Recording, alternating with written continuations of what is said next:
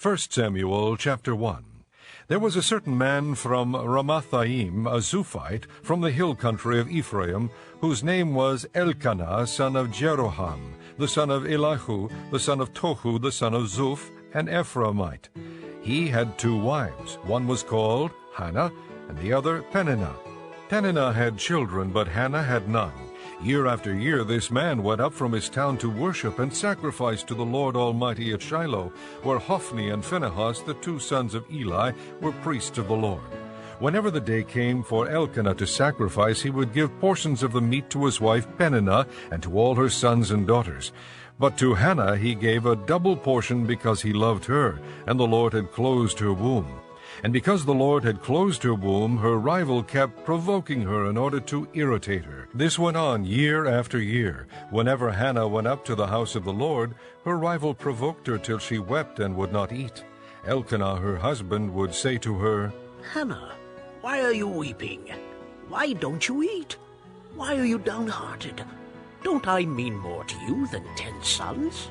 Once when they had finished eating and drinking in Shiloh, Hannah stood up. Now Eli the priest was sitting on a chair by the doorpost of the Lord's temple. In bitterness of soul, Hannah wept much, and prayed to the Lord, and she made a vow, saying, O Lord Almighty, if you will only look upon your servant's misery and remember me, and not forget your servant, but give her a son, then I will give him to the Lord for all the days of his life, and no razor will ever be used on his head. As she kept on praying to the Lord, Eli observed her mouth. Hannah was praying in her heart, and her lips were moving, but her voice was not heard. Eli thought she was drunk, and said to her, How long will you keep on getting drunk? Get rid of your wine. Not so, my lord. Hannah replied, I am a woman who is deeply troubled. I've not been drinking wine or beer. I was pouring out my soul to the Lord. Do not take your servant for a wicked woman. I've been praying here out of my great anguish and grief. Eli answered, Go in peace, and may the God of Israel grant you what you have asked of him. She said, May your servant find favor in your eyes. Then she went her way and ate something, and her face was no longer downcast. Early the next morning they arose and worshipped before the Lord, and then went back to their home at Ramah. Elkanah lay with Hannah his wife, and the Lord remembered her. So in the course of time Hannah conceived and gave birth to a son. She named him Samuel, saying, Because I asked the Lord for him. When the man Elkanah went up with all his family to offer the annual sacrifice to the Lord, and to fulfill his vow, Hannah did not go. She said to her husband, After the boy is weaned, I will take him and present him before the Lord, and he will live there always. Do what seems best to you. Elkanah, her husband, told her. Stay here until you have weaned him. Only may the Lord make good his word. So the woman stayed at home and nursed her son until she had weaned him. After he was weaned, she took the boy with her, young as he was, along with a 3-year-old bull, an ephah of flour, and a skin of wine, and brought him to the house of the Lord at Shiloh. When they had slaughtered the bull, they brought the boy to Eli, and she said to him, As surely as you live, my lord, I am the woman who stood here beside you, praying to the Lord. I prayed for this child, and the Lord has granted me what I asked of him. So now I give him to the Lord. For his whole life he will be given over to the Lord. And he worshipped the Lord there. Chapter 2. Then Hannah prayed and said, My heart rejoices in the Lord. In the Lord my horn is lifted high. My mouth boasts over my enemies, for I delight in your deliverance. There is no one holy like the Lord. There is no one besides you. There is no rock like our God.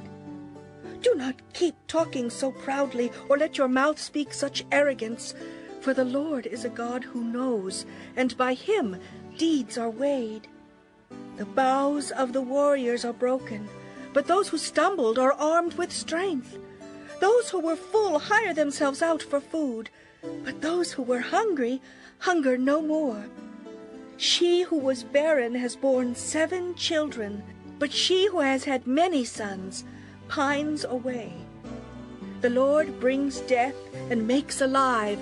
He brings down to the grave and raises up. The Lord sends poverty and wealth.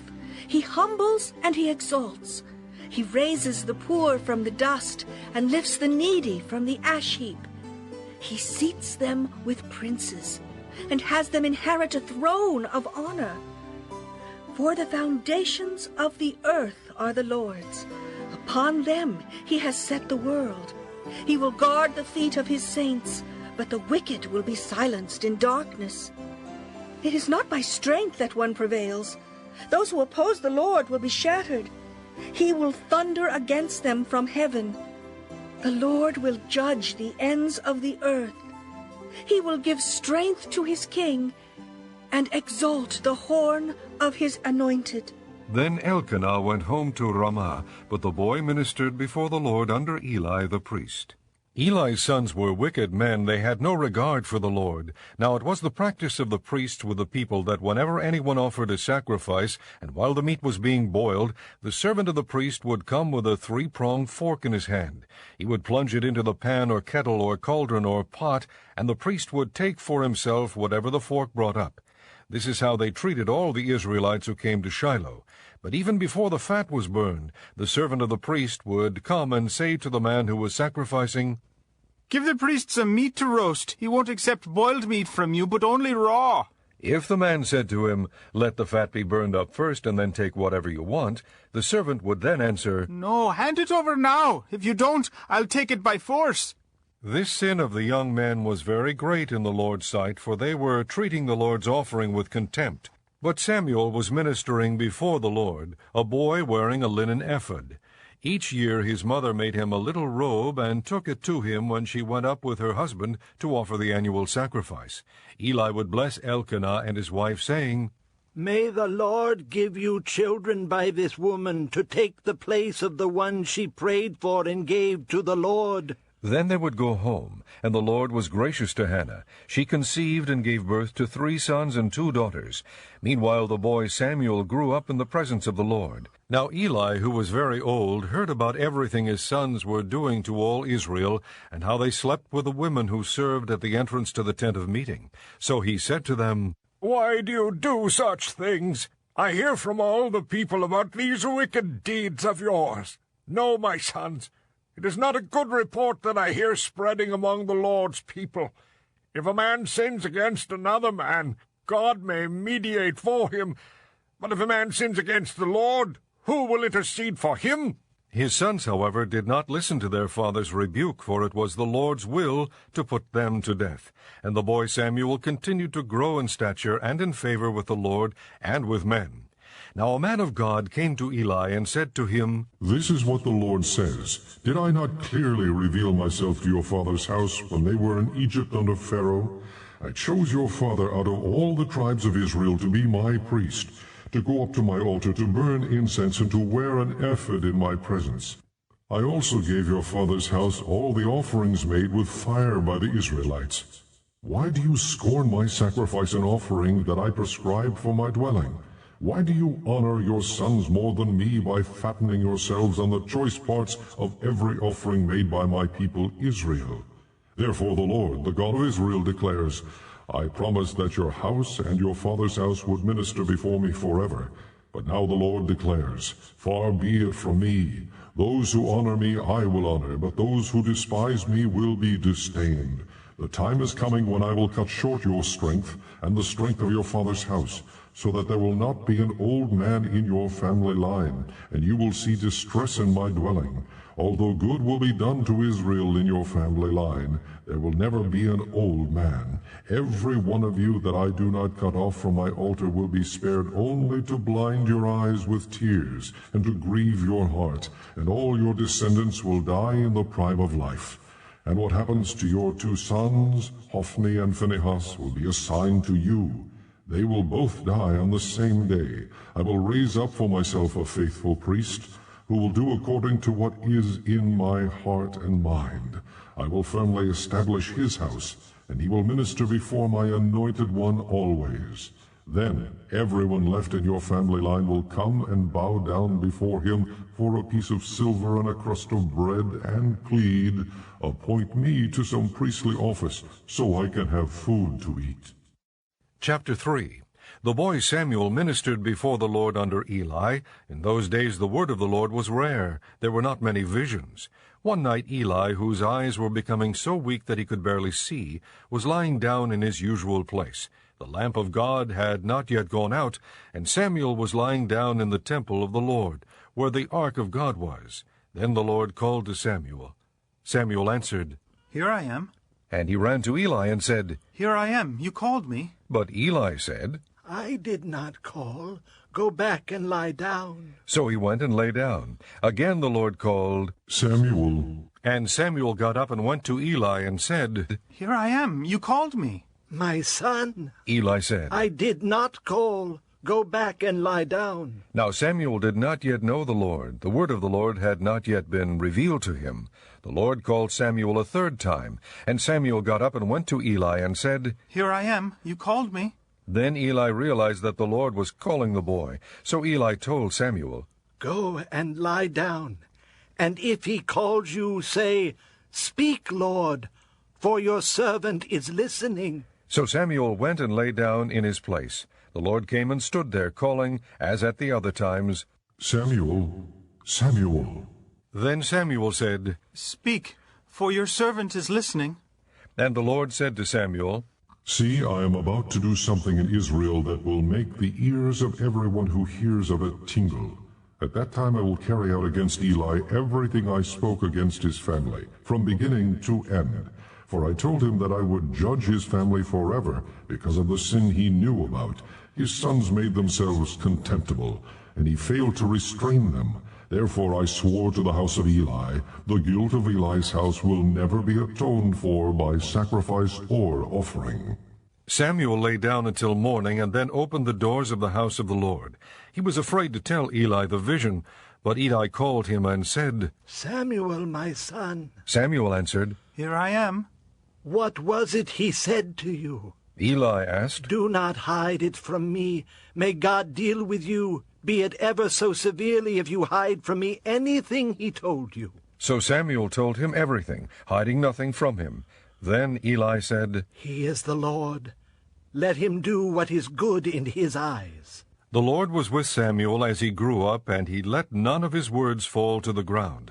And all Israel from Dan to Beersheba recognized that Samuel was attested as a prophet of the Lord. The Lord continued to appear at Shiloh, and there he revealed himself to Samuel through his word. Chapter 4. And Samuel's word came to all Israel. Now the Israelites went out to fight against the Philistines. The Israelites camped at Ebenezer, and the Philistines at Aphek. The Philistines deployed their forces to meet Israel, and as the battle spread, Israel was defeated by the Philistines, who killed about 4,000 of them on the battlefield. When the soldiers returned to camp, the elders of Israel asked, Why did the Lord bring defeat upon us today before the Philistines? Let us bring the ark of the Lord's covenant from Shiloh, so that it may go with us and save us from the hand of our enemies. So the people sent men to Shiloh, and they brought back the ark of the covenant of the Lord Almighty, who was enthroned between the cherubim. And Eli's 2 sons, Hophni and Phinehas, were there with the ark of the covenant of God. When the ark of the Lord's covenant came into the camp, all Israel raised such a great shout that the ground shook. Hearing the uproar, the Philistines asked, What's all this shouting in the Hebrew camp? When they learned that the ark of the Lord had come into the camp, the Philistines were afraid. A god has come into the camp. They said, We're in trouble. Nothing like this has happened before. Woe to us! Who will deliver us from the hand of these mighty gods? They are the gods who struck the Egyptians with all kinds of plagues in the desert. Be strong, Philistines, be men, or you will be subject to the Hebrews as they have been to you. Be men and fight! So the Philistines fought, and the Israelites were defeated, and every man fled to his tent. The slaughter was very great. Israel lost 30,000 foot soldiers. The ark of God was captured, and Eli's 2 sons, Hophni and Phinehas, died. That same day a Benjamite ran from the battle line and went to Shiloh, his clothes torn and dust on his head. When he arrived, there was Eli sitting on his chair by the side of the road watching, because his heart feared for the ark of God. When the man entered the town and told what had happened, the whole town sent up a cry. Eli heard the outcry and asked, What is the meaning of this uproar? The man hurried over to Eli, who was 98 years old, and whose eyes were set so that he could not see. He told Eli, I have just come from the battle line. I fled from it this very day. Eli asked, What happened, my son? The man who brought the news replied, Israel fled before the Philistines, and the army has suffered heavy losses.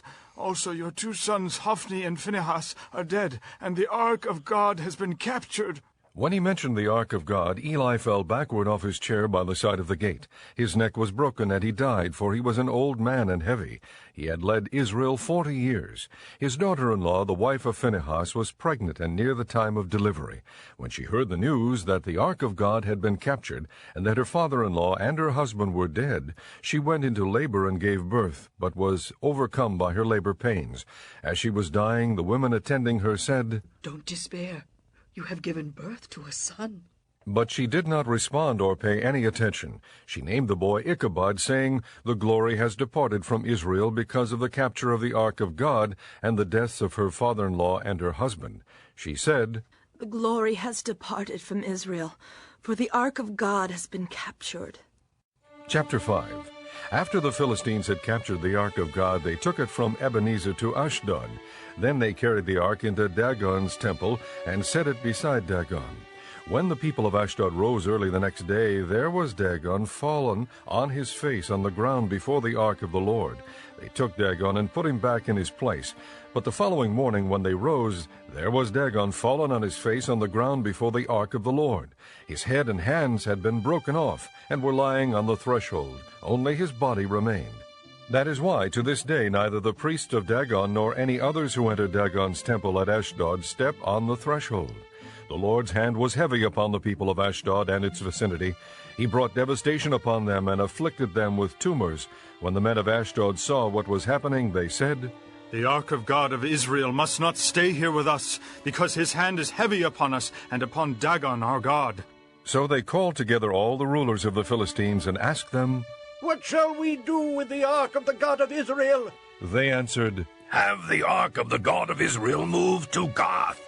So they moved the ark of the God of Israel. But after they had moved it, the Lord's hand was against that city, throwing it into a great panic. He afflicted the people of the city, both young and old, with an outbreak of tumors. So they sent the ark of God to Ekron. As the ark of God was entering Ekron, the people of Ekron cried out, They have brought the ark of the God of Israel around to us to kill us and our people. So they called together all the rulers of the Philistines and said, Send the ark of the God of Israel away. Let it go back to its own place, or it will kill us and our people. For death had filled the city with panic. God's hand was very heavy upon it. Those who did not die were afflicted with tumors, and the outcry of the city went up to heaven. Chapter 6.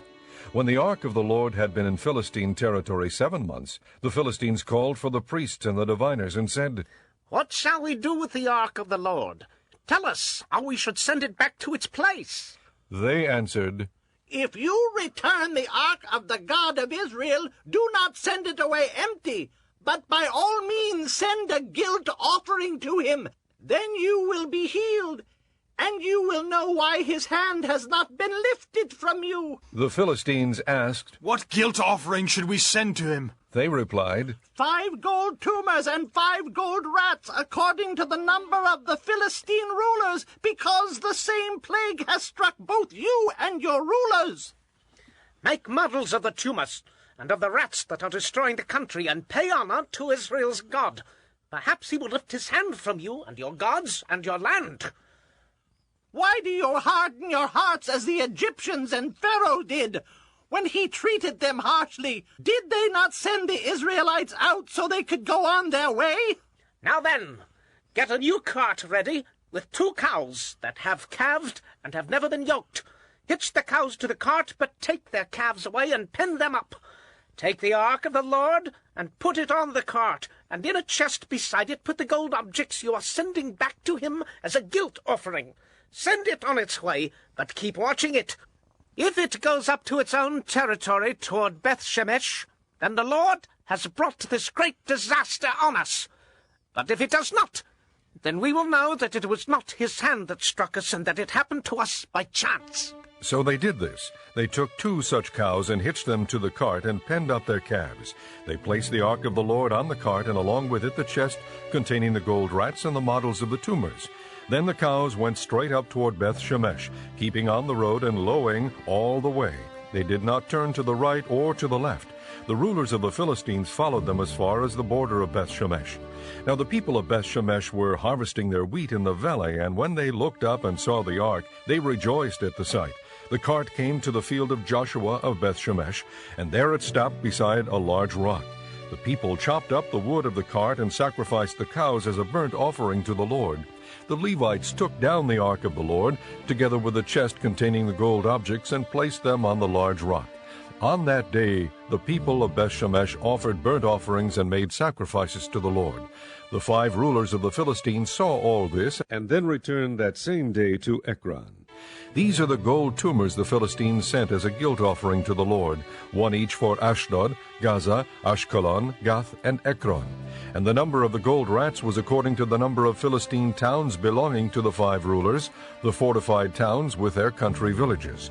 The large rock on which they set the ark of the Lord is a witness to this day in the field of Joshua of Beth-Shemesh.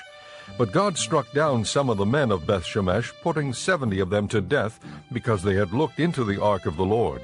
The people mourned because of the heavy blow the Lord had dealt them, and the men of Beth-Shemesh asked, Who can stand in the presence of the Lord, this holy God? To whom will the ark go up from here? Then they sent messengers to the people of Kiriath-Jearim, saying, The Philistines have returned the ark of the Lord. Come down and take it up to your place. Chapter 7. So the men of Kiriath-Jearim came and took up the ark of the Lord. They took it to Abinadab's house on the hill, and consecrated Eleazar his son to guard the ark of the Lord. It was a long time, 20 years in all, that the ark remained at Kiriath-Jearim, and all the people of Israel mourned and sought after the Lord. And Samuel said to the whole house of Israel, If you are returning to the Lord with all your hearts, then rid yourselves of the foreign gods and the Ashtoreths, and commit yourselves to the Lord and serve him only, and he will deliver you out of the hand of the Philistines. So the Israelites put away their Baals and Ashtoreths, and served the Lord only. Then Samuel said, Assemble all Israel at Mizpah, and I will intercede with the Lord for you. When they had assembled at Mizpah, they drew water and poured it out before the Lord. On that day they fasted, and there they confessed, We have sinned against the Lord. And Samuel was leader of Israel at Mizpah. When the Philistines heard that Israel had assembled at Mizpah, the rulers of the Philistines came up to attack them. And when the Israelites heard of it, they were afraid because of the Philistines. They said to Samuel, Do not stop crying out to the Lord our God for us, that he may rescue us from the hand of the Philistines. Then Samuel took a suckling lamb and offered it up as a whole burnt offering to the Lord. He cried out to the Lord on Israel's behalf, and the Lord answered him. While Samuel was sacrificing the burnt offering, the Philistines drew near to engage Israel in battle. But that day the Lord thundered with loud thunder against the Philistines, and threw them into such a panic that they were routed before the Israelites. The men of Israel rushed out of Mizpah and pursued the Philistines, slaughtering them along the way to a point below Beth-Kar. Then Samuel took a stone and set it up between Mizpah and Shen. He named it Ebenezer, saying, Thus far has the Lord helped us. So the Philistines were subdued and did not invade Israelite territory again. Throughout Samuel's lifetime, the hand of the Lord was against the Philistines. The towns from Ekron to Gath that the Philistines had captured from Israel were restored to her, and Israel delivered the neighboring territory from the power of the Philistines. And there was peace between Israel and the Amorites. Samuel continued as judge over Israel all the days of his life. From year to year he went on a circuit from Bethel to Gilgal to Mizpah, judging Israel in all those places. But he always went back to Ramah, where his home was, and there he also judged Israel, and he built an altar there to the Lord. Chapter 8. When Samuel grew old, he appointed his sons as judges for Israel. The name of his firstborn was Joel, and the name of his second was Abijah, and they served at Beersheba. But his sons did not walk in his ways. They turned aside after dishonest gain, and accepted bribes, and perverted justice. So all the elders of Israel gathered together and came to Samuel at Ramah.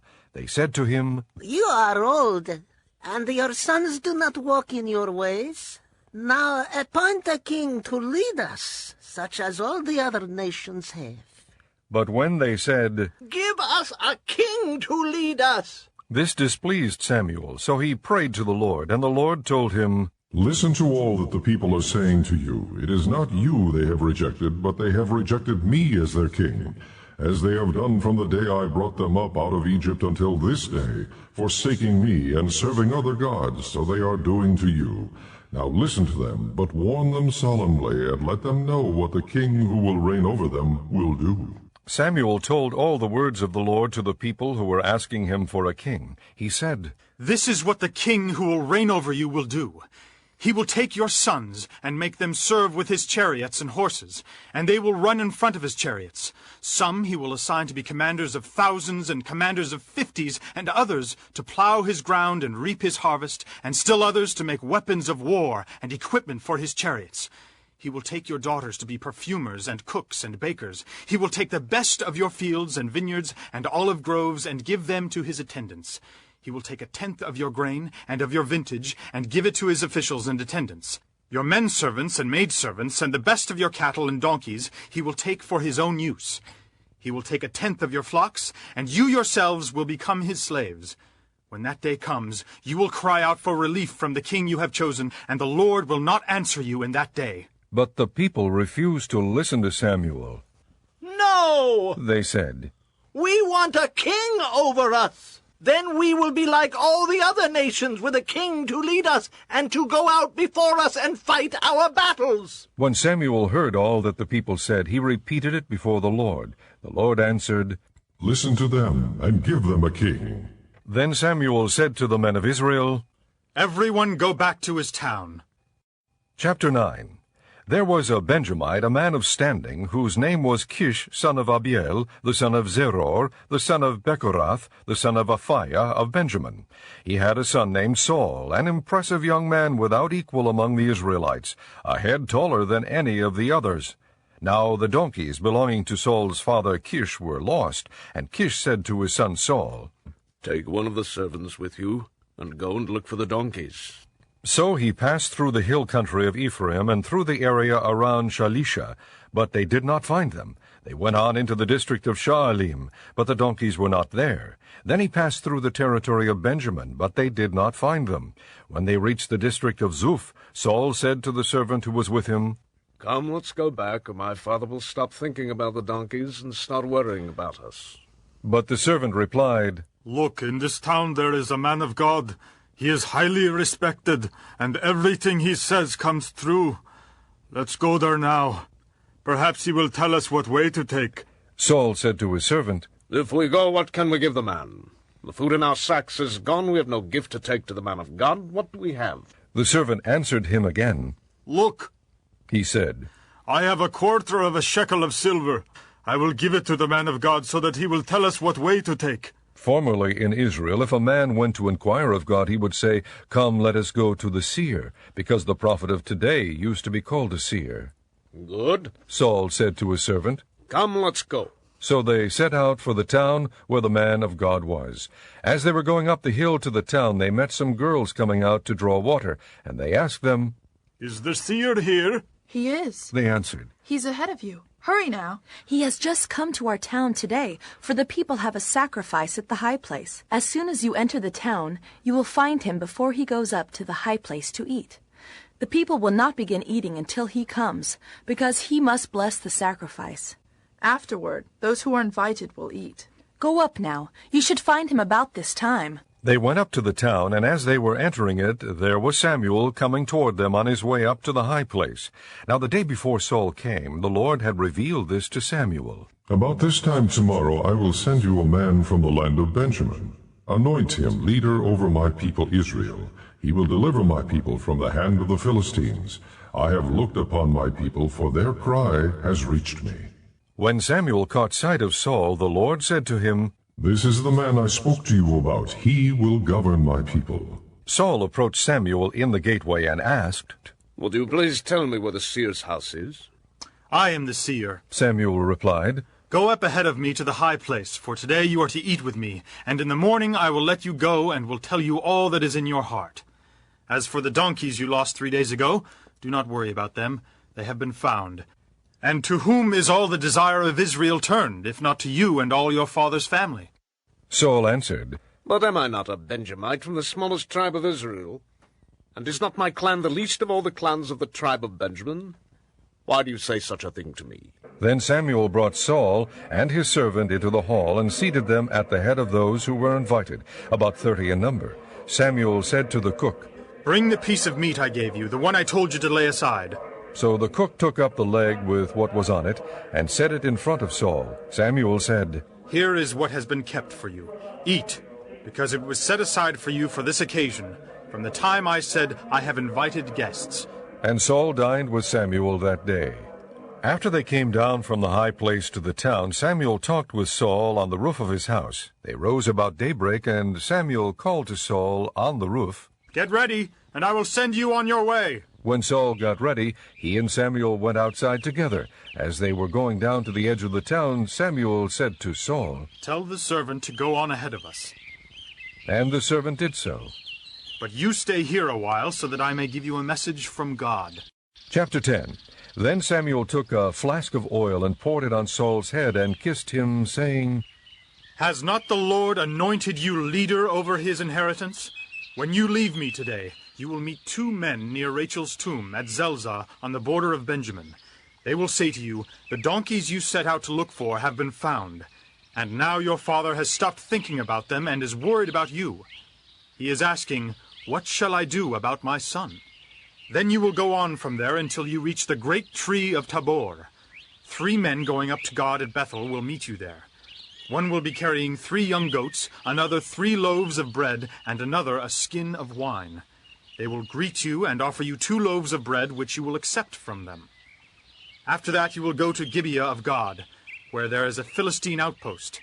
As you approach the town, you will meet a procession of prophets coming down from the high place with lyres, tambourines, flutes, and harps being played before them, and they will be prophesying.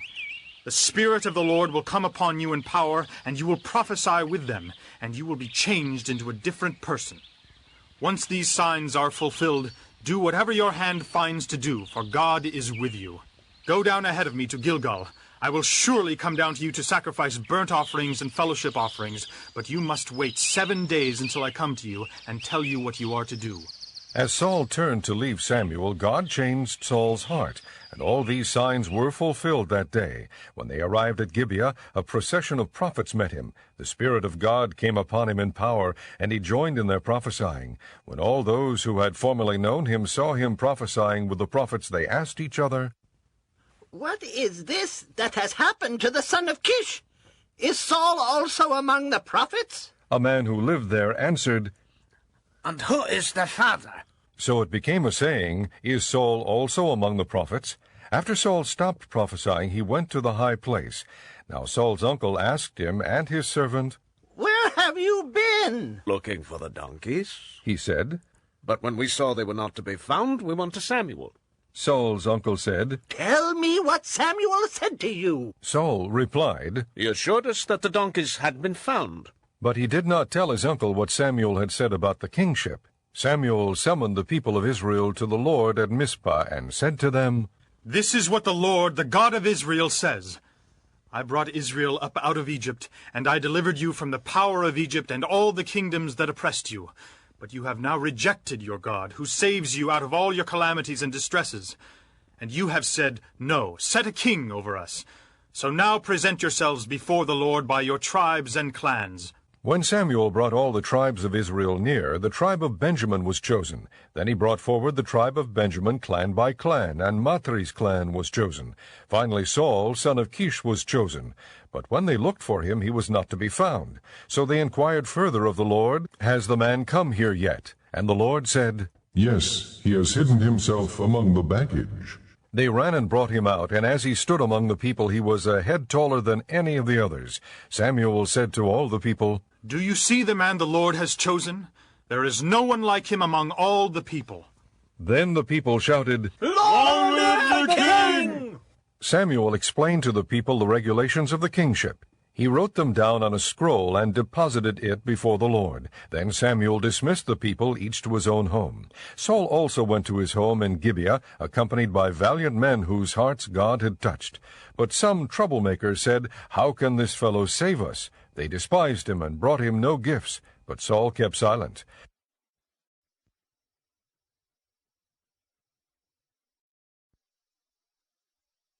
Chapter 11. Nahash the Ammonite went up and besieged Jabesh-Gilead, and all the men of Jabesh said to him, "Make a treaty with us, and we will be subject to you." But Nahash the Ammonite replied, I will make a treaty with you, only on the condition that I gouge out the right eye of every one of you, and so bring disgrace on all Israel. The elders of Jabesh said to him, "Give us 7 days so we can send messengers throughout Israel. If no one comes to rescue us, we will surrender to you." When the messengers came to Gibeah of Saul and reported these terms to the people, they all wept aloud. Just then Saul was returning from the fields behind his oxen, and he asked, What is wrong with the people? Why are they weeping? Then they repeated to him what the men of Jabesh had said. When Saul heard their words, the Spirit of God came upon him in power, and he burned with anger. He took a pair of oxen, cut them into pieces, and sent the pieces by messengers throughout Israel, proclaiming, This is what will be done to the oxen of anyone who does not follow Saul and Samuel. Then the terror of the Lord fell on the people, and they turned out as one man. When Saul mustered them at Bezek, the men of Israel numbered 300,000, and the men of Judah 30,000. They told the messengers who had come, Say to the men of Jabesh-Gilead, by the time the sun is hot tomorrow you will be delivered. When the messengers went and reported this to the men of Jabesh, they were elated. They said to the Ammonites, "Tomorrow we will surrender to you, and you can do to us whatever seems good to you." The next day Saul separated his men into 3 divisions. During the last watch of the night they broke into the camp of the Ammonites and slaughtered them until the heat of the day. Those who survived were scattered, so that no 2 of them were left together. The people then said to Samuel, Who was it that asked to reign over us? Bring these men to us, and we put them to death. But Saul said, No one shall be put to death today, for this day the Lord has rescued Israel. Then Samuel said to the people, Come, let us go to Gilgal, and there reaffirm the kingship. So all the people went to Gilgal and confirmed Saul as king in the presence of the Lord. There they sacrificed fellowship offerings before the Lord, and Saul and all the Israelites held a great celebration. Chapter 12. Samuel said to all Israel, I have listened to everything you said to me, and have set a king over you. Now you have a king as your leader. As for me, I am old and gray, and my sons are here with you. I have been your leader from my youth until this day. Here I stand. Testify against me in the presence of the Lord and his anointed. Whose ox have I taken? Whose donkey have I taken? Whom have I cheated? Whom have I oppressed? From whose hand have I accepted a bribe to make me shut my eyes? If I have done any of these, I will make it right. You have not cheated or oppressed us. They replied. You have not taken anything from anyone's hand. Samuel said to them, The Lord is witness against you, and also his anointed is witness this day, that you have not found anything in my hand. He is witness. They said. Then Samuel said to the people, It is the Lord who appointed Moses and Aaron and brought your forefathers up out of Egypt. Now then stand here, because I am going to confront you with evidence before the Lord as to all the righteous acts performed by the Lord for you and your fathers. After Jacob entered Egypt, they cried to the Lord for help, and the Lord sent Moses and Aaron, who brought your forefathers out of Egypt and settled them in this place.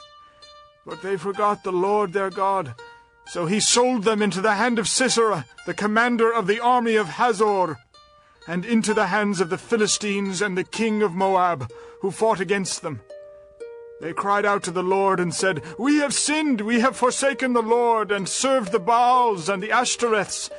But now deliver us from the hands of our enemies, and we will serve you. Then the Lord sent Jerubbaal, Barak, Jephthah, and Samuel, and he delivered you from the hands of your enemies on every side, so that you lived securely. But when you saw that Nahash, king of the Ammonites, was moving against you, you said to me, No, we want a king to rule over us, even though the Lord your God was your king.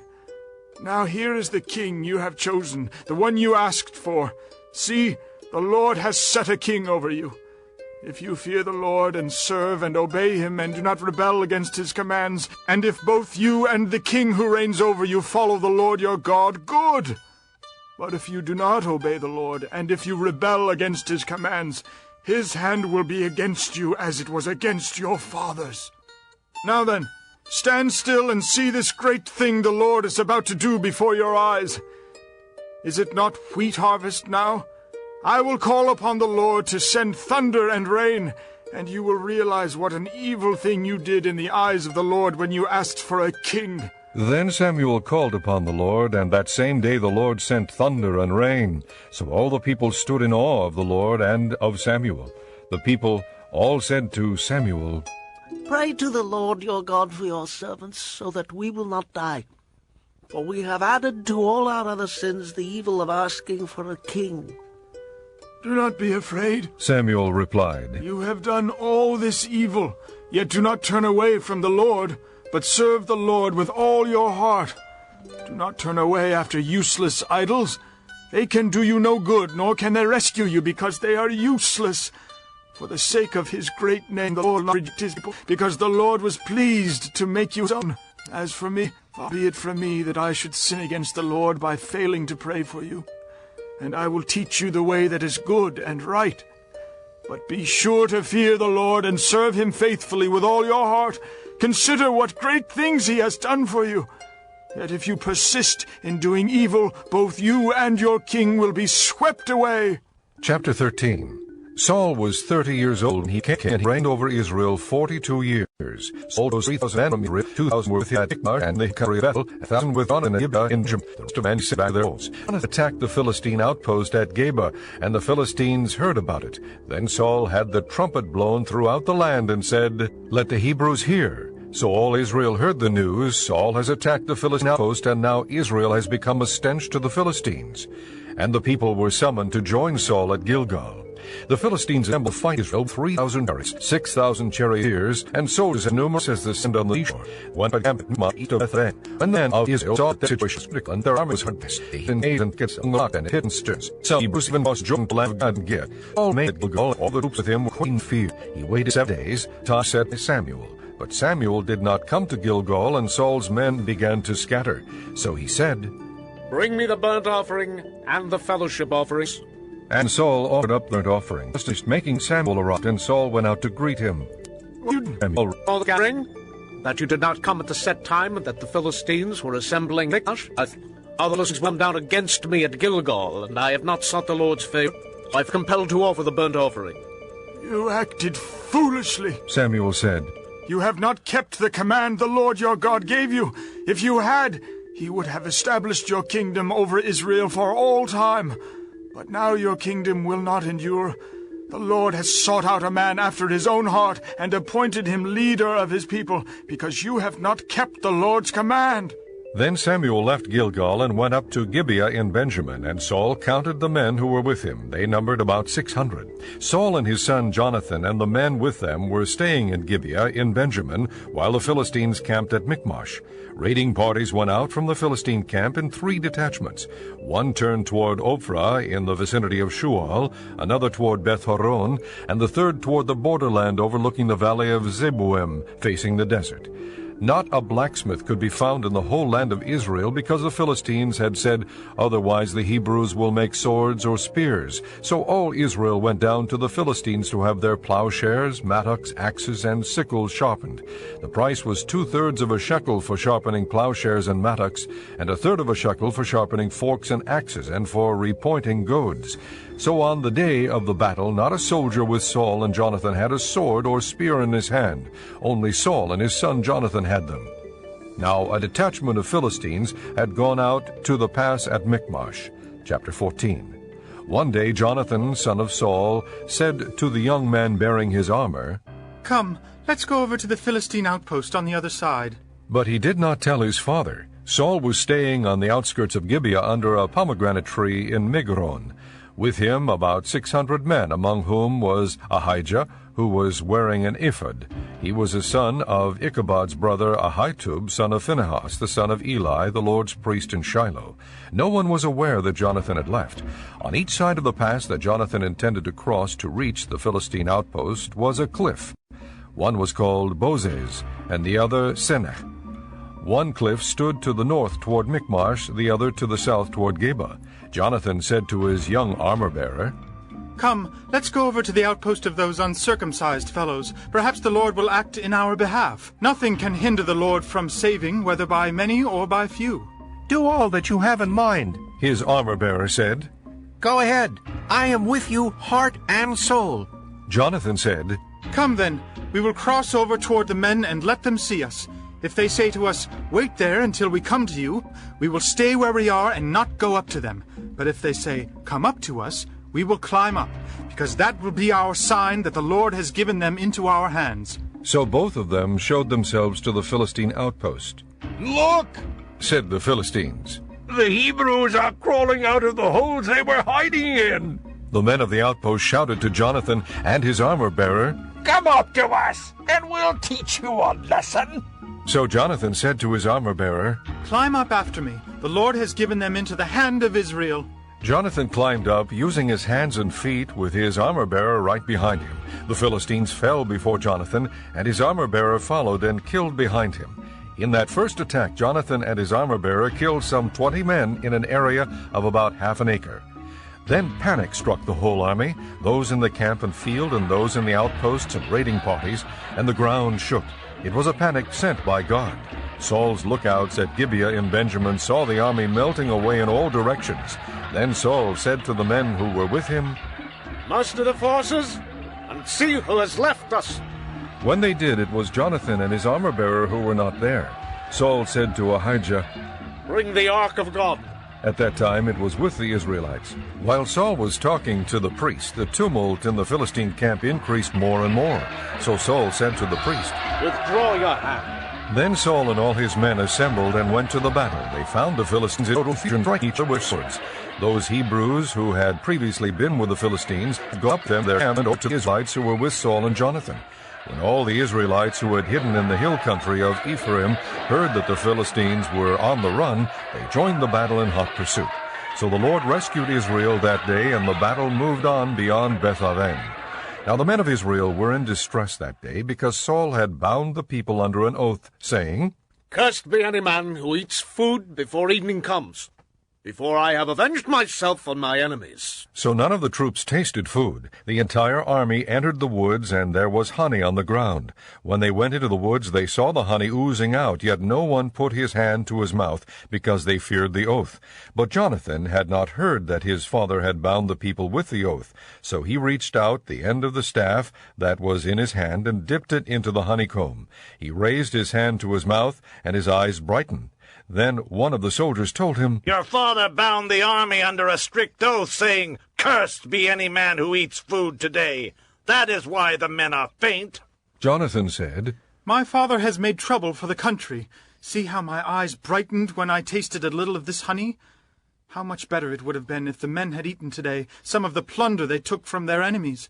Would not the slaughter of the Philistines have been even greater? That day, after the Israelites had struck down the Philistines from Michmash to Aijalon, they were exhausted. They pounced on the plunder, and taking sheep, cattle, and calves, they butchered them on the ground and ate them, together with the blood.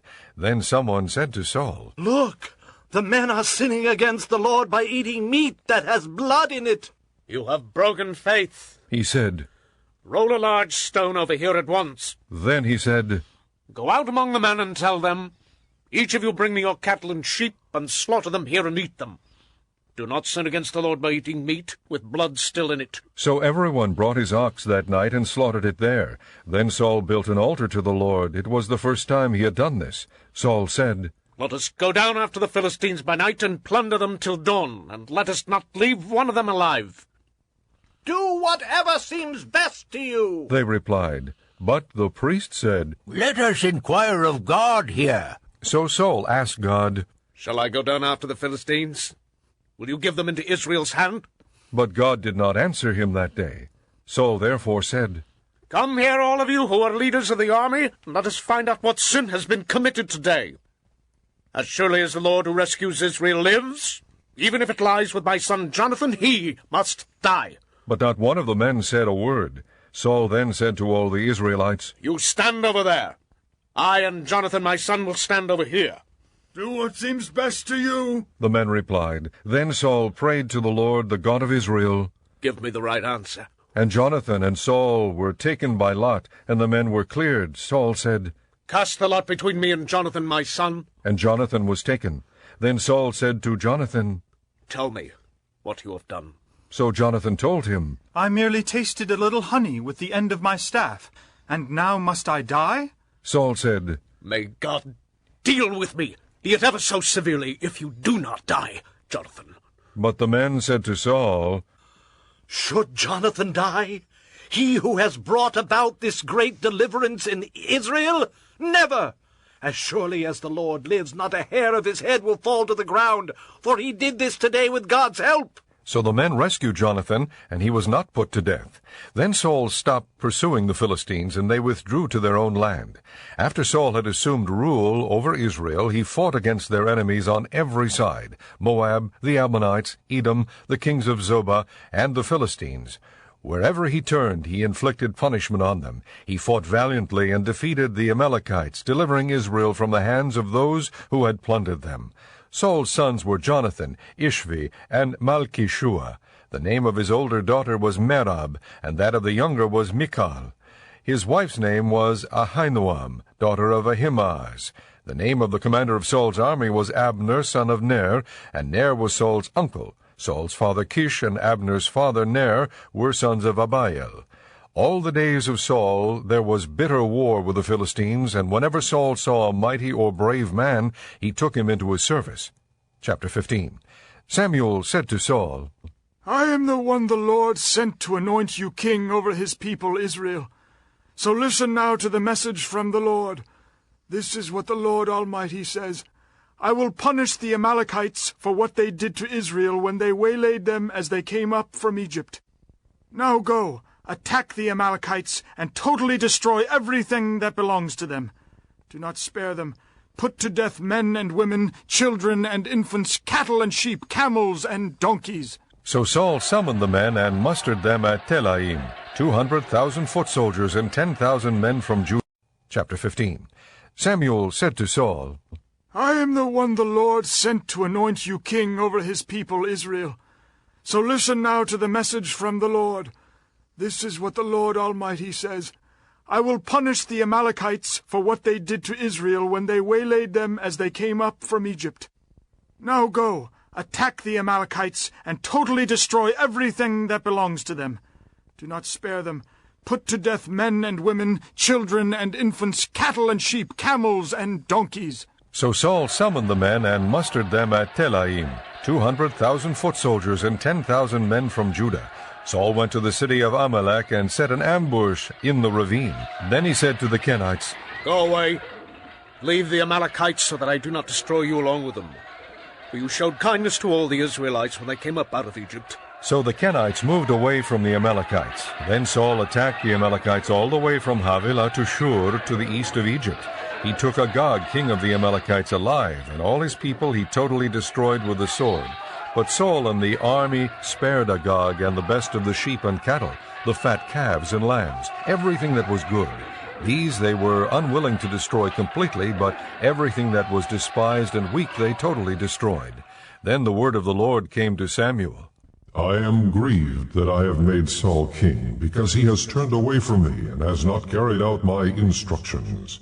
Samuel was troubled, and he cried out to the Lord all that night. Early in the morning Samuel got up and went to meet Saul, but he was told, Saul has gone to Carmel.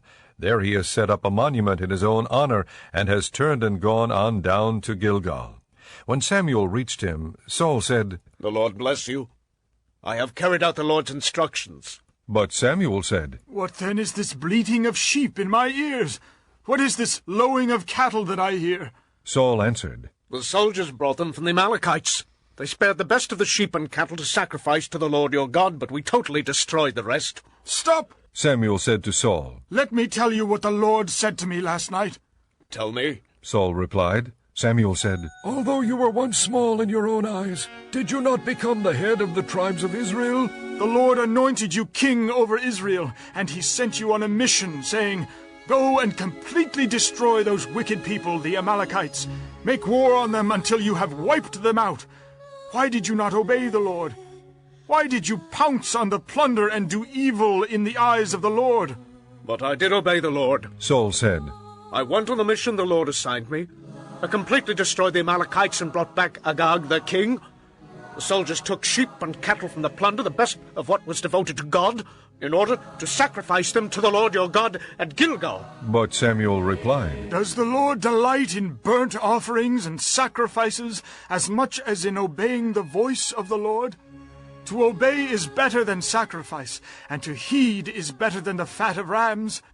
For rebellion is like the sin of divination, and arrogance like the evil of idolatry. Because you have rejected the word of the Lord, he has rejected you as king. Then Saul said to Samuel, I have sinned. I violated the Lord's command and your instructions. I was afraid of the people, and so I gave in to them. Now, I beg you, forgive my sin and come back with me so that I may worship the Lord. But Samuel said to him, I will not go back with you. You have rejected the word of the Lord, and the Lord has rejected you as king over Israel. As Samuel turned to leave, Saul caught hold of the hem of his robe, and it tore. Samuel said to him, The Lord has torn the kingdom of Israel from you today, and has given it to one of your neighbors, to one better than you. He who is the glory of Israel does not lie or change his mind, for he is not a man that he should change his mind. Saul replied, I have sinned. But please honor me before the elders of my people and before Israel. Come back with me so that I may worship the Lord your God. So Samuel went back with Saul, and Saul worshipped the Lord. Then Samuel said, Bring me Agag, king of the Amalekites. Agag came to him confidently, thinking, Surely the bitterness of death is past. But Samuel said, As your sword has made women childless, so will your mother be childless among women. And Samuel put Agag to death before the Lord at Gilgal. Then Samuel left for Ramah, but Saul went up to his home in Gibeah of Saul. Until the day Samuel died, he did not go to see Saul again, though Samuel mourned for him, and the Lord was grieved that he had made Saul king over Israel. Chapter 16. The Lord said to Samuel, How long will you mourn for Saul, since I have rejected him as king over Israel? Fill your horn with oil, and be on your way. I am sending you to Jesse of Bethlehem. I have chosen one of his sons to be king. But Samuel said, How can I go? Saul will hear about it and kill me. The Lord said, Take a heifer with you and say, I have come to sacrifice to the Lord. Invite Jesse to the sacrifice, and I will show you what to do. You are to anoint for me the one I indicate. Samuel did what the Lord said. When he arrived at Bethlehem, the elders of the town trembled when they met him. They asked, Do you come in peace? Samuel replied, Yes, in peace. I have come to sacrifice to the Lord. Consecrate yourselves and come to the sacrifice with me. Then he consecrated Jesse and his sons and invited them to the sacrifice. When they arrived, Samuel saw Eliab and thought, Surely the Lord's anointed stands here before the Lord. But the Lord said to Samuel, Do not consider his appearance or his height, for I have rejected him. The Lord does not look at the things man looks at. Man looks at the outward appearance, but the Lord looks at the heart. Then Jesse called Abinadab and had him pass in front of Samuel, but Samuel said, The Lord has not chosen this one either. Jesse then had Shammah pass by, but Samuel said, Nor has the Lord chosen this one. Jesse had 7 of his sons pass before Samuel, but Samuel said to him, The Lord has not chosen these. So he asked Jesse, Are these all the sons you have? That is still the youngest, Jesse answered. but he is tending the sheep. Samuel said, Send for him. We will not sit down until he arrives. So he sent and had him brought in. He was ruddy, with a fine appearance and handsome features. Then the Lord said, Rise and anoint him. He is the one. So Samuel took the horn of oil and anointed him in the presence of his brothers, and from that day on the Spirit of the Lord came upon David in power. Samuel then went to Ramah. Now the Spirit of the Lord had departed from Saul, and an evil spirit from the Lord tormented him. Saul's attendant said to him, See, an evil spirit from God is tormenting you. Let our Lord command his servants here to search for someone who can play the harp. He will play when the evil spirit from God comes upon you, and you will feel better. So Saul said to his attendants, Find someone who plays well and bring him to me. One of the servants answered, I have seen a son of Jesse of Bethlehem who knows how to play the harp. He is a brave man and a warrior. He speaks well and is a fine-looking man, and the Lord is with him. Then Saul sent messengers to Jesse and said, Send me your son David, who is with the sheep. So Jesse took a donkey loaded with bread, a skin of wine, and a young goat, and sent them with his son David to Saul. David came to Saul and entered his service. Saul liked him very much, and David became one of his armor-bearers. Then Saul sent word to Jesse, saying, Allow David to remain in my service, for I am pleased with him. Whenever the Spirit from God came upon Saul, David would take his harp and play. Then relief would come to Saul. He would feel better, and the evil spirit would leave him. Chapter 17. Now the Philistines gathered their forces for war and assembled at Socoh in Judah. They pitched camp at Ephes Dammim, between Socoh and Azekah. Saul and the Israelites assembled and camped in the valley of Elah, and drew up their battle line to meet the Philistines. The Philistines occupied one hill, and the Israelites another, with a valley between them. A champion named Goliath, who was from Gath, came out of the Philistine camp. He was over 9 feet tall. He had a bronze helmet on his head and wore a coat of scale armor of bronze weighing 5,000 shekels. On his legs he wore bronze greaves, and a bronze javelin was slung on his back. His spear shaft was like a weaver's rod, and its iron point weighed 600 shekels. His shield-bearer went ahead of him. Goliath stood and shouted to the ranks of Israel, Why do you come out and line up for battle? Am I not a Philistine, and are you not the servants of Saul? Choose a man, and have him come down to me. If he is able to fight and kill me, we will become your subjects. But if I overcome him and kill him, you will become our subjects and serve us. Then the Philistine said, This day I defy the ranks of Israel. Give me a man, and let us fight each other. On hearing the Philistines' words, Saul and all the Israelites were dismayed and terrified. Now David was the son of an Ephrathite named Jesse, who was from Bethlehem in Judah. Jesse had 8 sons, and in Saul's time he was old and well advanced in years. Jesse's 3 oldest sons had followed Saul to the war. The firstborn was Eliab, the second Abinadab, and the third Shammah. David was the youngest. The 3 oldest followed Saul, but David went back and forth from Saul to tend his father's sheep at Bethlehem. For 40 days the Philistine came forward every morning and evening and took his stand. Now Jesse said to his son David, Take this ephah of roasted grain and these 10 loaves of bread for your brothers, and hurry to their camp. Take along these 10 cheeses to the commander of their unit. See how your brothers are, and bring back some assurance from them. They are with Saul and all the men of Israel in the valley of Elah, fighting against the Philistines. Early in the morning David left the flock with a shepherd, loaded up, and set out as Jesse had directed. He reached the camp as the army was going out to its battle positions, shouting the war cry. Israel and the Philistines were drawing up their lines facing each other. David left his things with the keeper of supplies, ran to the battle lines, and greeted his brothers. As he was talking with them, Goliath, the Philistine champion from Gath, stepped out from his lines and shouted his usual defiance, and David heard it. When the Israelites saw the man, they all ran from him in great fear. Now the Israelites had been saying, Do you see how this man keeps coming out? He comes out to defy Israel. The king will give great wealth to the man who kills him. He will also give him his daughter in marriage and will exempt his father's family from taxes in Israel. David asked the men standing near him, What will be done for the man who kills this Philistine and removes this disgrace from Israel? Who is this uncircumcised Philistine, that he should defy the armies of the living God? They repeated to him what they had been saying, and told him, This is what will be done for the man who kills him. When Eliab, David's oldest brother, heard him speaking with the men, he burned with anger at him and asked, Why have you come down here? And with whom did you leave those few sheep in the desert? I know how conceited you are, and how wicked your heart is. You came down only to watch the battle. Now what have I done?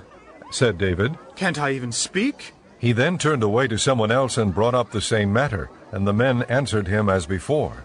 What David said was overheard and reported to Saul, and Saul sent for him. David said to Saul, Let no one lose heart on account of this Philistine. Your servant will go and fight him. Saul replied, You're not able to go out against this Philistine and fight him? You're only a boy, and he has been a fighting man from his youth. But David said to Saul, Your servant has been keeping his father's sheep. When a lion or a bear came and carried off a sheep from the flock, I went after it, struck it, and rescued the sheep from its mouth. When it turned on me, I seized it by its hair, struck it, and killed it. Your servant has killed both the lion and the bear. This uncircumcised Philistine will be like one of them, because he has defied the armies of the living God.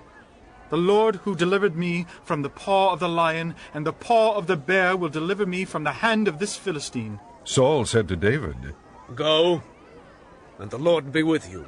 Then Saul dressed David in his own tunic. He put a coat of armor on him and a bronze helmet on his head. David fastened on his sword over the tunic and tried walking around because he was not used to them.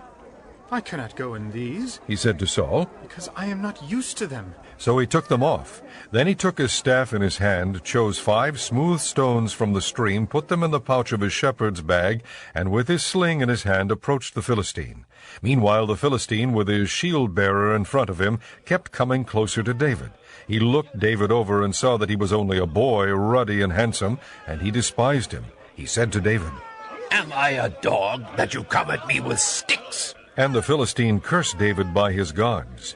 Come here, he said, and I'll give your flesh to the birds of the air and the beasts of the field. David said to the Philistine, You come against me with sword and spear and javelin, but I come against you in the name of the Lord Almighty, the God of the armies of Israel, whom you have defied. This day the Lord will hand you over to me, and I'll strike you down and cut off your head. Today I will give the carcasses of the Philistine army to the birds of the air and the beasts of the earth, and the whole world will know that there is a God in Israel. All those gathered here will know that it is not by sword or spear that the Lord saves, for the battle is the Lord's, and he will give all of you into our hands. As the Philistine moved closer to attack him, David ran quickly toward the battle line to meet him. Reaching into his bag and taking out a stone, he slung it and struck the Philistine on the forehead. The stone sank into his forehead, and he fell face down on the ground. So David triumphed over the Philistine with a sling and a stone. Without a sword in his hand, he struck down the Philistine and killed him. David ran and stood over him. He took hold of the Philistine's sword and drew it from the scabbard. After he killed him, he cut off his head with the sword. When the Philistines saw that their hero was dead, they turned and ran. Then the men of Israel and Judah surged forward with a shout and pursued the Philistines to the entrance of Gath and to the gates of Ekron. Their dead were strewn along the Sha'araim road to Gath and Ekron. When the Israelites returned from chasing the Philistines, they plundered their camp. David took the Philistine's head and brought it to Jerusalem, and he put the Philistine's weapons in his own tent. As Saul watched David going out to meet the Philistine, he said to Abner, commander of the army, Abner, whose son is that young man? Abner replied, As surely as you live, O king, I don't know. The king said, Find out whose son this young man is. As soon as David returned from killing the Philistine, Abner took him and brought him before Saul, with David still holding the Philistine's head.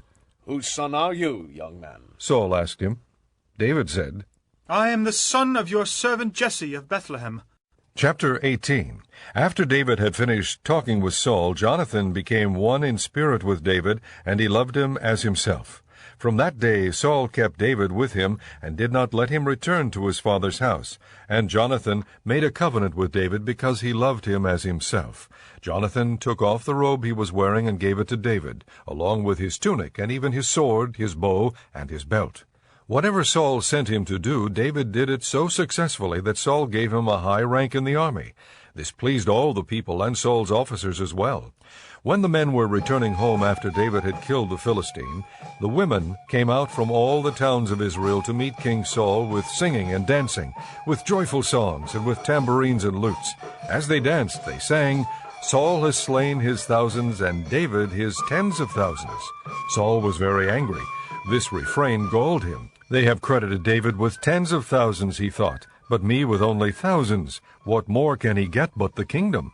And from that time on Saul kept a jealous eye on David. The next day an evil spirit from God came forcefully upon Saul. He was prophesying in his house while David was playing the harp, as he usually did. Saul had a spear in his hand, and he hurled it, saying to himself, "I'll pin David to the wall." But David eluded him twice. Saul was afraid of David, because the Lord was with David, but had left Saul. So he sent David away from him and gave him command over 1,000 men, and David led the troops in their campaigns. In everything he did he had great success, because the Lord was with him. When Saul saw how successful he was afraid of him, but all Israel and Judah loved David, because he led them in their campaigns. Saul said to David, "Here is my older daughter, Merab. I will give her to you in marriage. Only serve me bravely and fight the battles of the Lord." For Saul said to himself, "I will not raise a hand against him. Let the Philistines do that." But David said to Saul, "Who am I, and what is my family or my father's clan in Israel, that I should become the king's son-in-law?" So when the time came for Merab, Saul's daughter, to be given to David, she was given in marriage to Adriel of Meholah. Now Saul's daughter Michal was in love with David, and when they told Saul about it, he was pleased.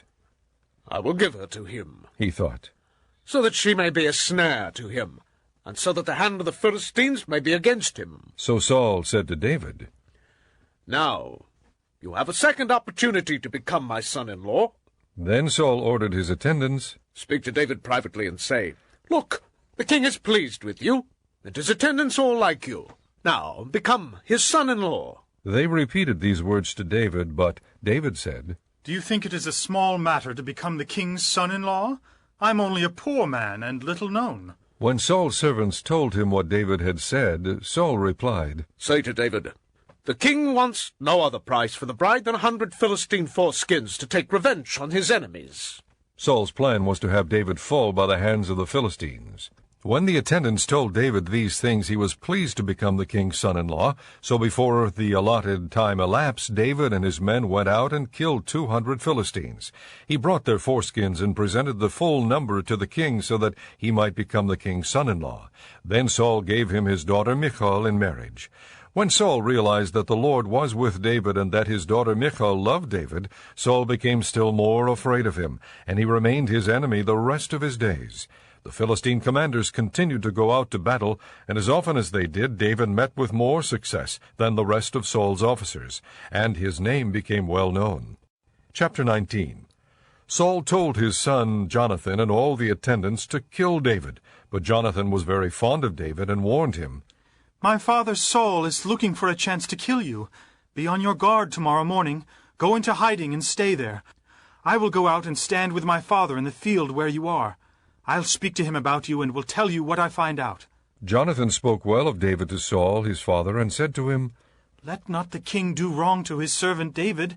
He has not wronged you, and what he has done has benefited you greatly. He took his life in his hands when he killed the Philistine. The Lord won a great victory for all Israel, and you saw it and were glad.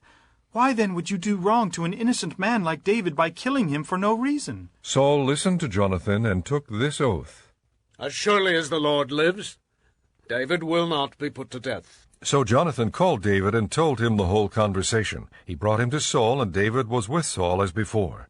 Once more war broke out, and David went out and fought the Philistines. He struck them with such force that they fled before him. But an evil spirit from the Lord came upon Saul as he was sitting in his house with his spear in his hand. While David was playing the harp, Saul tried to pin him to the wall with his spear, but David eluded him as Saul drove the spear into the wall. That night David made good his escape. Saul sent men to David's house to watch it and to kill him in the morning. But Michal, David's wife, warned him, "If you don't run for your life tonight, tomorrow you'll be killed." So Michal let David down through a window, and he fled and escaped. Then Michal took an idol and laid it on the bed, covering it with a garment and putting some goat's hair at the head. When Saul sent the men to capture David, Michal said, "He is ill."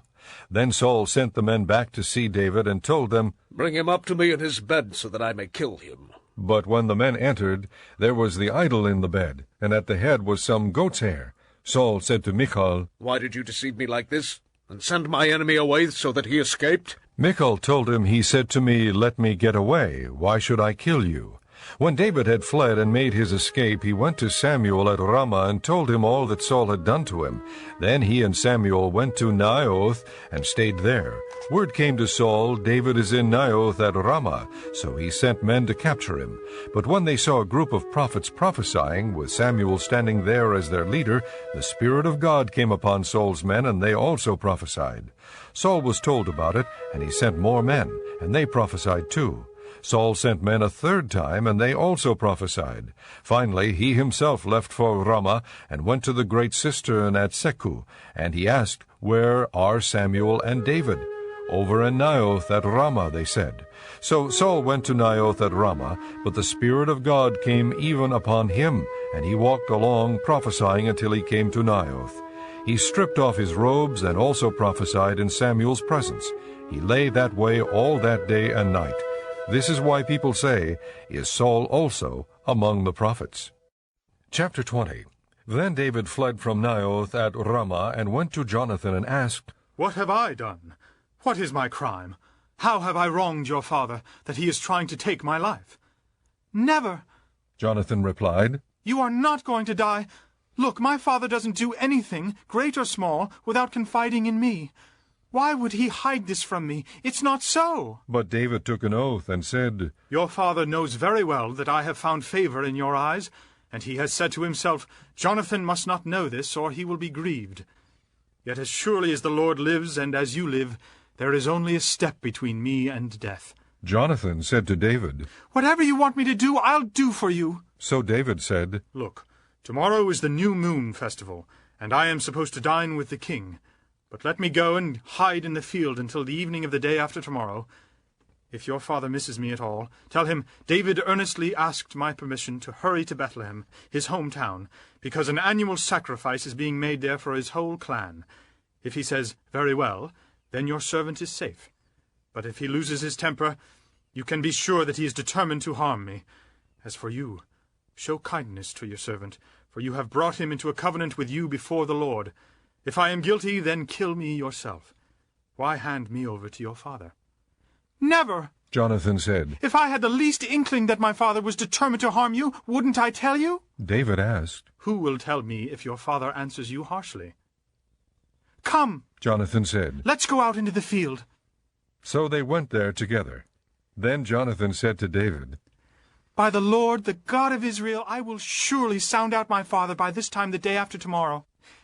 If he is favorably disposed toward you, will I not send you word and let you know? But if my father is inclined to harm you, may the Lord deal with me, be it ever so severely, if I do not let you know and send you away safely. May the Lord be with you as he has been with my father. But show me unfailing kindness like that of the Lord as long as I live, so that I may not be killed, and do not ever cut off your kindness from my family, not even when the Lord has cut off every one of David's enemies from the face of the earth. So Jonathan made a covenant with the house of David, saying, May the Lord call David's enemies to account. And Jonathan had David reaffirm his oath out of love for him, because he loved him as he loved himself. Then Jonathan said to David, Tomorrow is the new moon festival. You will be missed because your seat will be empty. The day after tomorrow, toward evening, go to the place where you hid when this trouble began, and wait by the stone Ezel. I will shoot 3 arrows to the side of it, as though I were shooting at a target.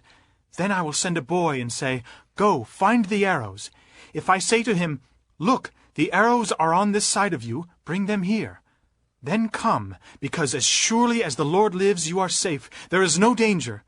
But if I say to the boy, Look, the arrows are beyond you, then you must go, because the Lord has sent you away.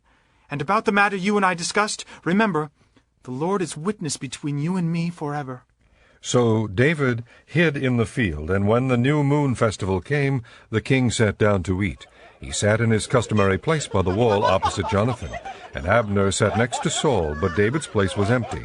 Saul said nothing that day, for he thought, Something must have happened to David to make him ceremonially unclean. Surely he is unclean.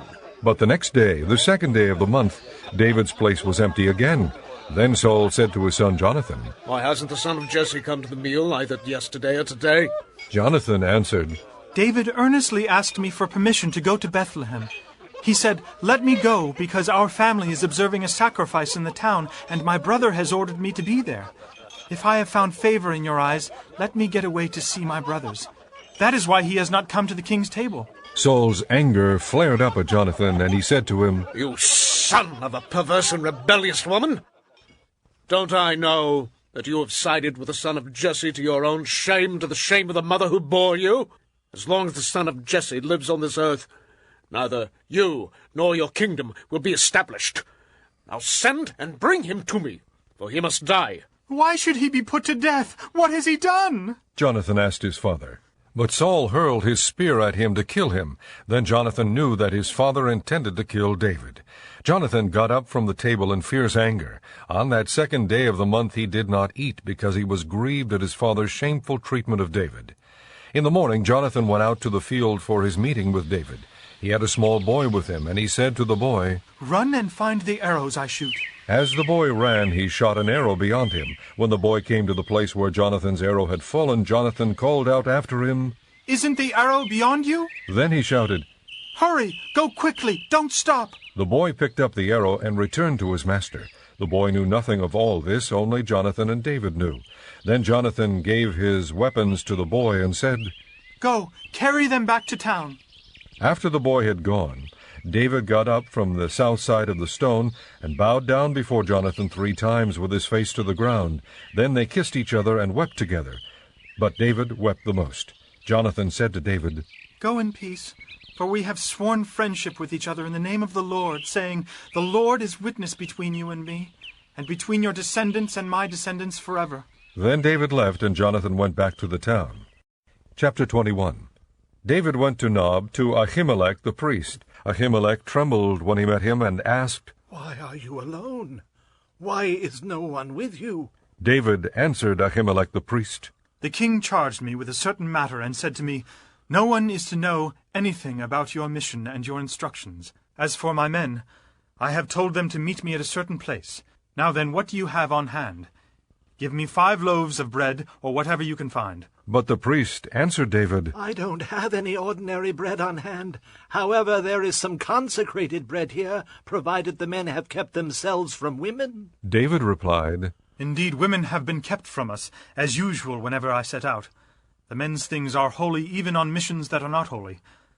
How much more so today? So the priest gave him the consecrated bread, since there was no bread there except the bread of the presence, that had been removed from before the Lord and replaced by hot bread on the day it was taken away.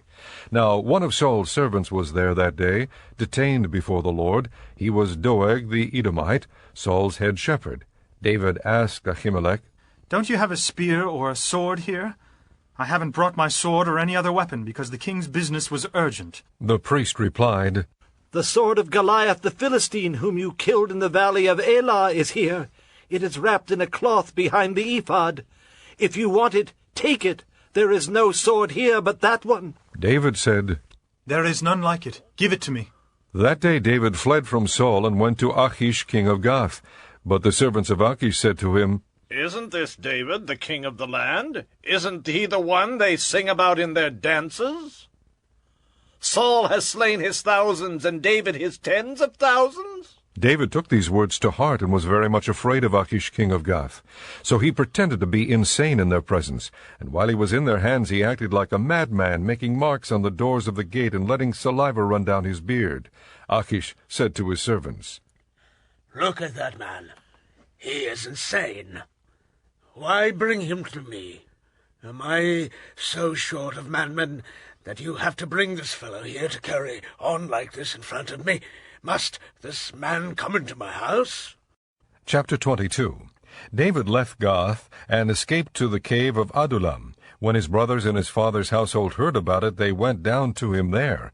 All those who were in distress or in debt or discontented gathered around him, and he became their leader. About 400 men were with him. From there David went to Mizpah in Moab and said to the king of Moab, Would you let my father and mother come and stay with you until I learn what God will do for me? So he left them with the king of Moab, and they stayed with him as long as David was in the stronghold. But the prophet Gad said to David, Do not stay in the stronghold. Go into the land of Judah. So David left and went to the forest of Hereth. Now Saul heard that David and his men had been discovered, and Saul, spear in hand, was seated under the tamarisk tree on the hill at Gibeah, with all his officials standing around him. Saul said to them, Listen, men of Benjamin. Will the son of Jesse give all of you fields and vineyards? Will he make all of you commanders of thousands and commanders of hundreds? Is that why you have all conspired against me? No one tells me when my son makes a covenant with the son of Jesse. None of you is concerned about me, or tells me that my son has incited my servant to lie in wait for me, as he does today. But Doeg the Edomite, who was standing with Saul's officials, said, I saw the son of Jesse come to Ahimelech son of Ahitub at Nob. Ahimelech inquired of the Lord for him. He also gave him provisions, and the sword of Goliath the Philistine. Then the king sent for the priest Ahimelech son of Ahitub and his father's whole family, who were the priests at Nob, and they all came to the king. Saul said, Listen now, son of Ahitub. Yes, my lord. He answered. Saul said to him, Why have you conspired against me? You and the son of Jesse, giving him bread and a sword, and inquiring of God for him, so that he has rebelled against me, and lies in wait for me, as he does today. Ahimelech answered the king, Who of all your servants is as loyal as David, the king's son-in-law, captain of your bodyguard, and highly respected in your household? Was that day the first time I inquired of God for him? Of course not. Let not the king accuse your servant or any of his father's family, for your servant knows nothing at all about this whole affair. But the king said, You will surely die, Ahimelech, you and your father's whole family. Then the king ordered the guards at his side, Turn and kill the priests of the Lord, because they too have sided with David. They knew he was fleeing, yet they did not tell me. But the king's officials were not willing to raise a hand to strike the priests of the Lord. The king then ordered Doeg, You, turn and strike down the priests. So Doeg the Edomite turned and struck them down. That day he killed 85 men who wore the linen ephod. He also put to the sword Nob, the town of the priests, with its men and women, its children and infants, and its cattle, donkeys, and sheep. But Abiathar, a son of Ahimelech, son of Ahitub, escaped and fled to join David. He told David that Saul had killed the priest of the Lord. Then David said to Abiathar, That day, when Doeg the Edomite was there, I knew he would be sure to tell Saul. I am responsible for the death of your father's whole family. Stay with me, don't be afraid. The man who is seeking your life is seeking mine also. You will be safe with me. Chapter 23. When David was told, Look, the Philistines are fighting against Keilah, and are looting the threshing floors. He inquired of the Lord, saying, Shall I go and attack these Philistines? The Lord answered him, Go, attack the Philistines and save Keilah. But David's men said to him, Here in Judah we are afraid. How much more then if we go to Keilah against the Philistine forces? Once again David inquired of the Lord, and the Lord answered him, Go down to Keilah, for I am going to give the Philistines into your hand. So David and his men went to Keilah, fought the Philistines, and carried off their livestock. He inflicted heavy losses on the Philistines and saved the people of Keilah. Now Abiathar, son of Ahimelech, had brought the ephod down with him when he fled to David at Keilah. Saul was told that David had gone to Keilah, and he said, God has handed him over to me, for David has imprisoned himself by entering a town with gates and bars. And Saul called up all his forces for battle, to go down to Keilah to besiege David and his men. When David learned that Saul was plotting against him, he said to Abiathar the priest, Bring the ephod. David said, O Lord God of Israel, your servant has heard definitely that Saul plans to come to Keilah and destroy the town on account of me. Will the citizens of Keilah surrender me to him? Will Saul come down as your servant has heard? O Lord God of Israel, tell your servant. And the Lord said, He will. Again David asked, Will the citizens of Keilah surrender me and my men to Saul? And the Lord said, They will. So David and his men, about 600 in number, left Keilah and kept moving from place to place. When Saul was told that David had escaped from Keilah, he did not go there. David stayed in the desert strongholds and in the hills of the desert of Ziph. Day after day Saul searched for him, but God did not give David into his hands. While David was at Horesh in the desert of Ziph, he learned that Saul had come out to take his life, and Saul's son Jonathan went to David at Horesh and helped him find strength in God. "Don't be afraid," he said. "My father Saul will not lay a hand on you. You will be king over Israel, and I will be second to you. Even my father Saul knows this." The two of them made a covenant before the Lord. Then Jonathan went home, but David remained at Horesh. The Ziphites went up to Saul at Gibeah and said, "Is not David hiding among us in the strongholds at Horesh, on the hill of Hachilah, south of Jeshimon? Now, O king, come down whenever it pleases you to do so, and we will be responsible for handing him over to the king." Saul replied, "The Lord bless you for your concern for me. Go and make further preparation. Find out where David usually goes, and who has seen him there. They tell me he is very crafty. Find out about all the hiding places he uses, and come back to me with definite information. Then I will go with you. If he is in the area, I will track him down among all the clans of Judah." So they set out and went to Ziph ahead of Saul. Now David and his men were in the desert of Maon, in the Arabah south of Jeshimon. Saul and his men began the search, and when David was told about it, he went down to the rock and stayed in the desert of Maon. When Saul heard this, he went into the desert of Maon in pursuit of David. Saul was going along one side of the mountain, and David and his men were on the other side, hurrying to get away from Saul. As Saul and his forces were closing in on David and his men to capture them, a messenger came to Saul, saying, "Come quickly, the Philistines are raiding the land." Then Saul broke off his pursuit of David and went to meet the Philistines. That is why they call this place Selah Hamalekoth. And David went up from there and lived in the strongholds of En-gedi. Chapter 24. After Saul returned from pursuing the Philistines, he was told, "David is in the desert of En-gedi." So Saul took 3,000 chosen men from all Israel and set out to look for David and his men near the crags of the wild goats. He came to the sheep pens along the way. A cave was there, and Saul went in to relieve himself. David and his men were far back in the cave. The men said, "This is the day the Lord spoke of when he said to you, 'I will give your enemy into your hands for you to deal with as you wish.'" Then David crept up unnoticed and cut off a corner of Saul's robe. Afterward David was conscience-stricken for having cut off a corner of his robe. He said to his men, "The Lord forbid that I should do such a thing to my master, the Lord's anointed, or lift my hand against him, for he is the anointed of the Lord." With these words David rebuked his men and did not allow them to attack Saul. And Saul left the cave and went his way. Then David went out of the cave and called out to Saul, "My lord the king!" When Saul looked behind him, David bowed down and prostrated himself with his face to the ground. He said to Saul, "Why do you listen when men say, 'David is bent on harming you'? This day you have seen with your own eyes how the Lord delivered you into my hands in the cave. Some urged me to kill you, but I spared you. I said, 'I will not lift my hand against my master, because he is the Lord's anointed.' See, my father, look at this piece of your robe in my hand.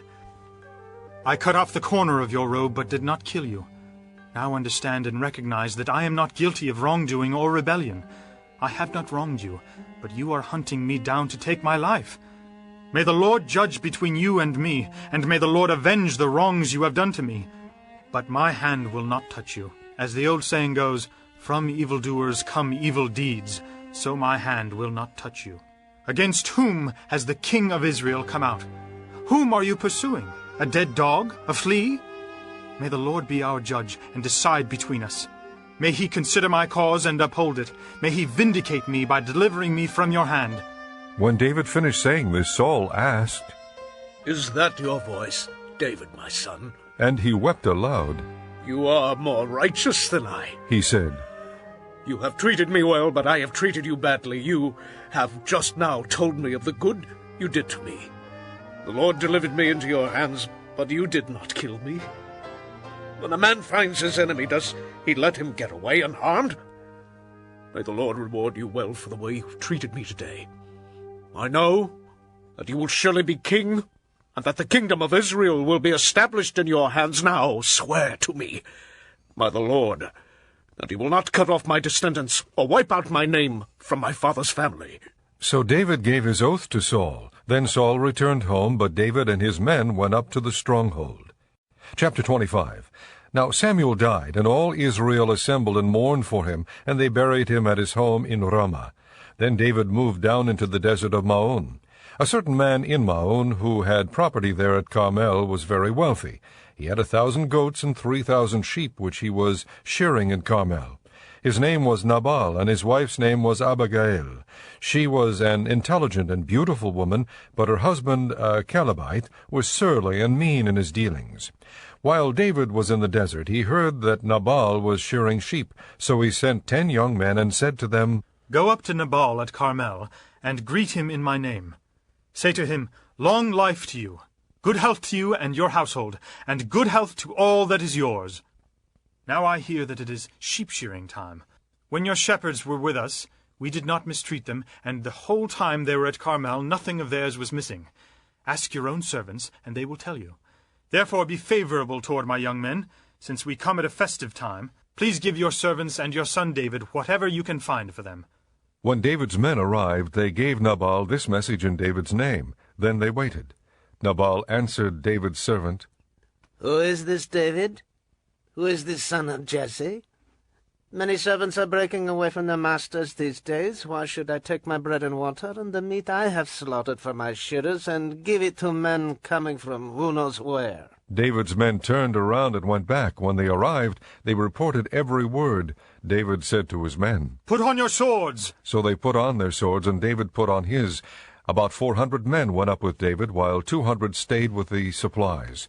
One of the servants told Nabal's wife Abigail, "David sent messengers from the desert to give our master his greetings, but he hurled insults at them. Yet these men were very good to us. They did not mistreat us, and the whole time we were out in the fields near them, nothing was missing. Night and day they were a wall around us all the time we were herding our sheep near them.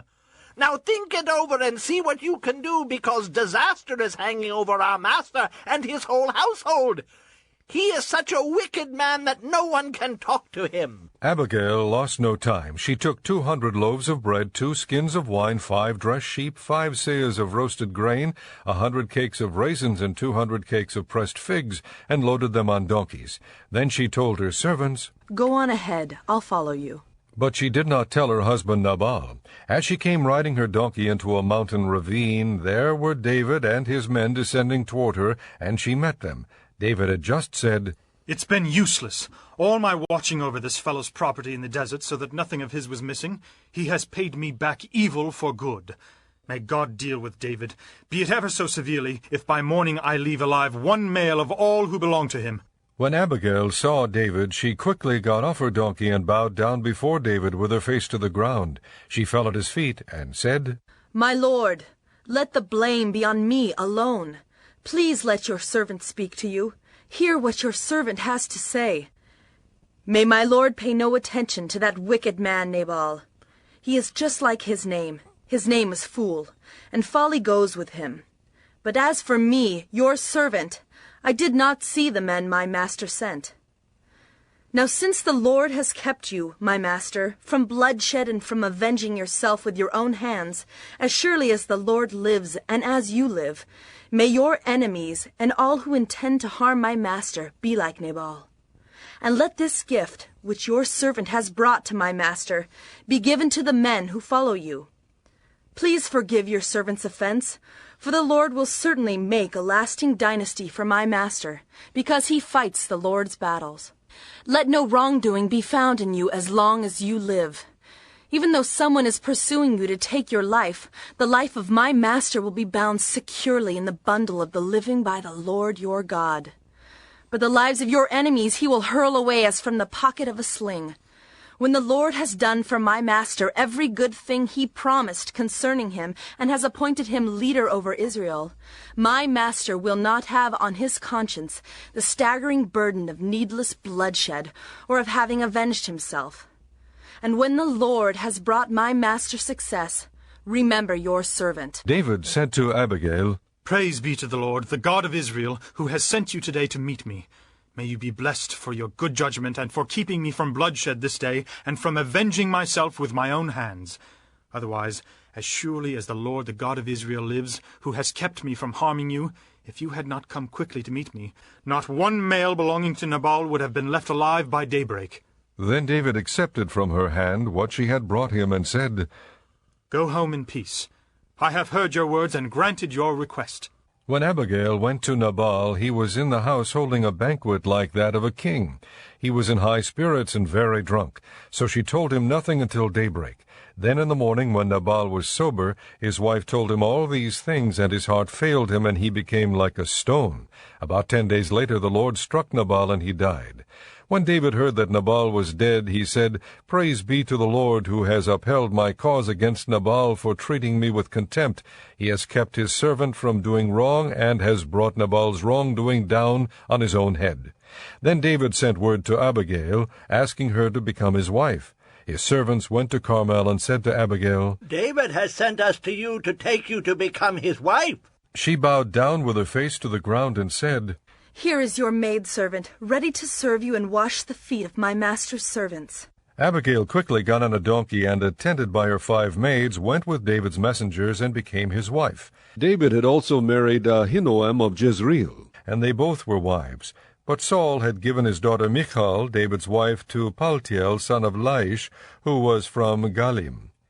Chapter 26. The Ziphites went to Saul at Gibeah and said, "Is not David hiding on the hill of Hakilah, which faces Jeshimon?" So Saul went down to the desert of Ziph with his 3,000 chosen men of Israel to search there for David. Saul made his camp beside the road on the hill of Hakilah facing Jeshimon, but David stayed in the desert. When he saw that Saul had followed him there, he sent out scouts and learned that Saul had definitely arrived. Then David set out and went to the place where Saul had camped. He saw where Saul and Abner, son of Ner, the commander of the army, had lain down. Saul was lying inside the camp, with the army encamped around him. David then asked Ahimelech the Hittite and Abishai, son of Zeruiah, Joab's brother, "Who will go down into the camp with me to Saul?" "I'll go with you," said Abishai. So David and Abishai went to the army by night, and there was Saul lying asleep inside the camp with his spear stuck in the ground near his head. Abner and the soldiers were lying around him. Abishai said to David, "Today God has delivered your enemy into your hands. Now let me pin him to the ground with one thrust of my spear. I won't strike him twice." But David said to Abishai, "Don't destroy him. Who can lay a hand on the Lord's anointed and be guiltless? As surely as the Lord lives," he said, "the Lord himself will strike him. Either his time will come and he will die, or he will go into battle and perish. But the Lord forbid that I should lay a hand on the Lord's anointed. Now get the spear and water jug that are near his head, and let's go." So David took the spear and water jug near Saul's head, and they left. No one saw or knew about it, nor did anyone wake up. They were all sleeping because the Lord had put them into a deep sleep. Then David crossed over to the other side and stood on top of the hill some distance away. There was a wide space between them. He called out to the army and to Abner, son of Ner, "Aren't you going to answer me, Abner?" Abner replied, "Who are you who calls to the king?" David said, "You're a man, aren't you? And who is like you in Israel? Why didn't you guard your lord the king? Someone came to destroy your lord the king. What you have done is not good. As surely as the Lord lives, you and your men deserve to die, because you did not guard your master the Lord's anointed. Look around you. Where are the king's spear and water jug that were near his head?" Saul recognized David's voice and said, "Is that your voice, David, my son?" David replied, "Yes, it is, my lord the king." and he added, "Why is my lord pursuing his servant? What have I done, and what wrong am I guilty of? Now let my lord the king listen to his servant's words. If the Lord has incited you against me, then may he accept an offering. If, however, men have done it, may they be cursed before the Lord. They have now driven me from my share in the Lord's inheritance, and have said, 'Go serve other gods.' Now do not let my blood fall to the ground far from the presence of the Lord. The king of Israel has come out to look for a flea, as one hunts a partridge in the mountains." Then Saul said, "I have sinned. Come back, David, my son. Because you considered my life precious today, I will not try to harm you again. Surely I have acted like a fool, and have erred greatly." "Here is the king's spear," David answered. "Let one of your young men come over and get it. The Lord rewards every man for his righteousness and faithfulness. The Lord delivered you into my hands today, but I would not lay a hand on the Lord's anointed. As surely as I valued your life today, so may the Lord value my life and deliver me from all trouble." Then Saul said to David, "May you be blessed, my son David. You will do great things and surely triumph." So David went on his way, and Saul returned home. Chapter 27. But David thought to himself, "One of these days I will be destroyed by the hand of Saul. The best thing I can do is to escape to the land of the Philistines. Then Saul will give up searching for me anywhere in Israel, and I will slip out of his hand." So David and the 600 men with him left and went over to Achish son of Maoch, king of Gath. David and his men settled in Gath with Achish. Each man had his family with him, and David had his 2 wives, Abinoam of Jezreel, and Abigail of Carmel, the widow of Nabal. When Saul was told that David had fled to Gath, he no longer searched for him. Then David said to Achish, "If I have found favor in your eyes, let a place be assigned to me in one of the country towns, that I may live there. Why should your servant live in the royal city with you?" So on that day Achish gave him Ziklag, and it has belonged to the kings of Judah ever since. David lived in Philistine territory 1 year and 4 months. Now David and his men went up and raided the Geshurites, the Girzites, and the Amalekites. From ancient times these peoples had lived in the land extending to Shur and Egypt. Whenever David attacked an area, he did not leave a man or woman alive, but took sheep and cattle, donkeys and camels and clothes. Then he returned to Achish. When Achish asked, "Where did you go raiding today?" David would say, "Against the Negev of Judah." Or, "Against the Negev of Jerahmeel." Or, "Against the Negev of the Kenites." He did not leave a man or woman alive to be brought to Gath, for he thought, "They might inform on us and say, 'This is what David did.'" And such was his practice as long as he lived in Philistine territory. Achish trusted David and said to himself, "He has become so odious to his people, the Israelites, that he will be my servant forever."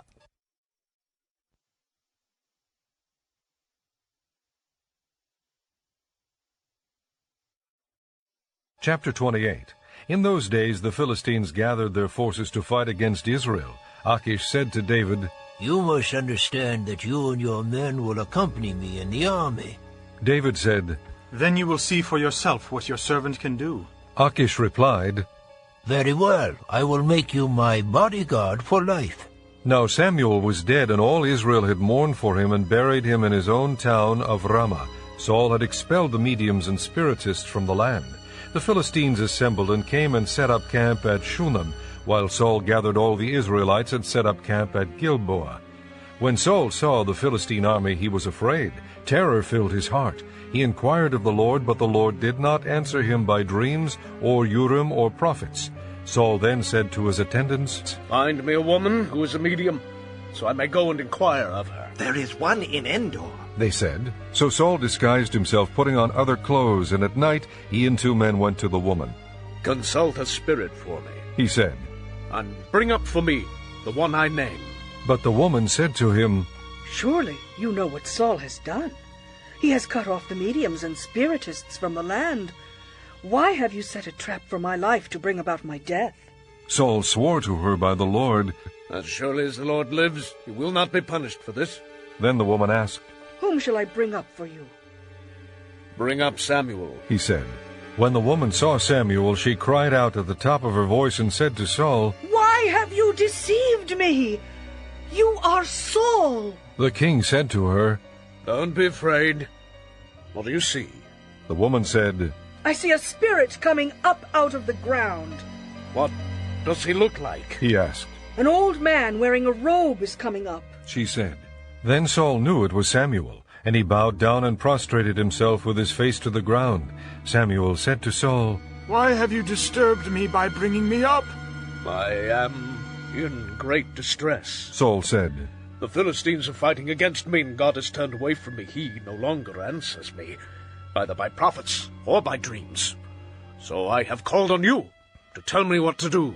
Samuel said, "Why do you consult me, now that the Lord has turned away from you and become your enemy? The Lord has done what he predicted through me. The Lord has torn the kingdom out of your hands and given it to one of your neighbors, to David. Because you did not obey the Lord or carry out his fierce wrath against the Amalekites, the Lord has done this to you today. The Lord will hand over both Israel and you to the Philistines, and tomorrow you and your sons will be with me. The Lord will also hand over the army of Israel to the Philistines."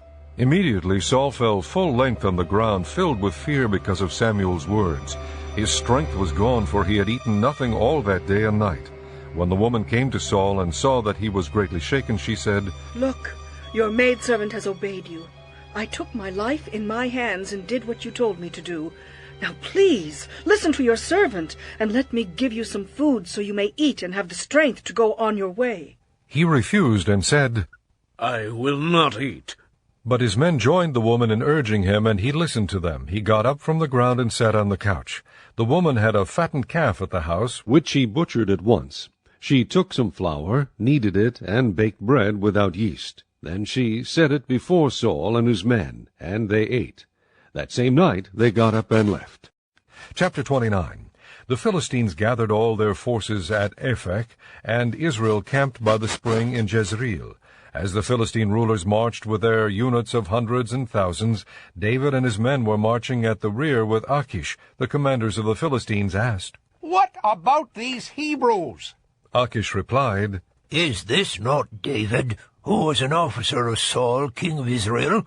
He has already been with me for over a year, and from the day he left Saul until now I have found no fault in him." But the Philistine commanders were angry with him and said, "Send the man back, that he may return to the place you assigned him. He must not go with us into battle, or he will turn against us during the fighting. How better could he regain his master's favor than by taking the heads of our own men? Isn't this the David they sang about in their dances? Saul has slain his thousands, and David his tens of thousands." So Achish called David and said to him, "As surely as the Lord lives, you have been reliable, and I would be pleased to have you serve with me in the army. From the day you came to me until now, I have found no fault in you. But the rulers don't approve of you. Turn back and go in peace. Do nothing to displease the Philistine rulers." "But what have I done?" asked David. "What have you found against your servant from the day I came to you until now? Why can't I go and fight against the enemies of my lord the king?" Achish answered, "I know that you have been as pleasing in my eyes as an angel of God. Nevertheless, the Philistine commanders have said, he must not go up with us into battle. Now get up early, along with your master's servants who have come with you, and leave in the morning as soon as it is light." So David and his men got up early in the morning to go back to the land of the Philistines, and the Philistines went up to Jezreel. Chapter 30. David and his men reached Ziklag on the third day. Now the Amalekites had raided the Negev and Ziklag. They had attacked Ziklag and burned it, and had taken captive the women and all who were in it, both young and old. They killed none of them, but carried them off as they went on their way. When David and his men came to Ziklag, they found it destroyed by fire, and their wives and sons and daughters taken captive. So David and his men wept aloud until they had no strength left to weep. David's 2 wives had been captured, Ahinoam of Jezreel and Abigail, the widow of Nabal of Carmel. David was greatly distressed because the men were talking of stoning him. Each one was bitter in spirit because of his sons and daughters. But David found strength in the Lord his God. Then David said to Abiathar the priest, the son of Ahimelech, "Bring me the ephod."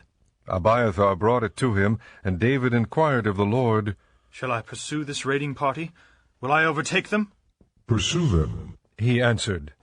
"You will certainly overtake them and succeed in the rescue." David and the 600 men with him came to the Besor ravine, where some stayed behind, for 200 men were too exhausted to cross the ravine.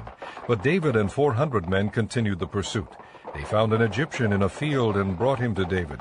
They gave him water to drink and food to eat, part of a cake of pressed figs and 2 cakes of raisins. He ate and was revived, for he had not eaten any food or drunk any water for 3 days and 3 nights. David asked him, "To whom do you belong, and where do you come from?" He said, "I am an Egyptian, the slave of an Amalekite. My master abandoned me when I became ill 3 days ago. We raided the Negev of the Kerethites, and the territory belonging to Judah, and the Negev of Caleb, and we burned Ziklag." David asked him, "Can you lead me down to this raiding party?" He answered, swear to me before God that you will not kill me or hand me over to my master, and I will take you down to them. He led David down, and there they were scattered over the countryside, eating, drinking, and reveling because of the great amount of plunder they had taken from the land of the Philistines and from Judah. David fought them from dusk until the evening of the next day, and none of them got away, except 400 young men who rode off on camels and fled. David recovered everything the Amalekites had taken, including his 2 wives.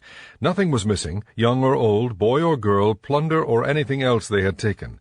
David brought everything back. He took all the flocks and herds, and his men drove them ahead of the other livestock, saying, "This is David's plunder."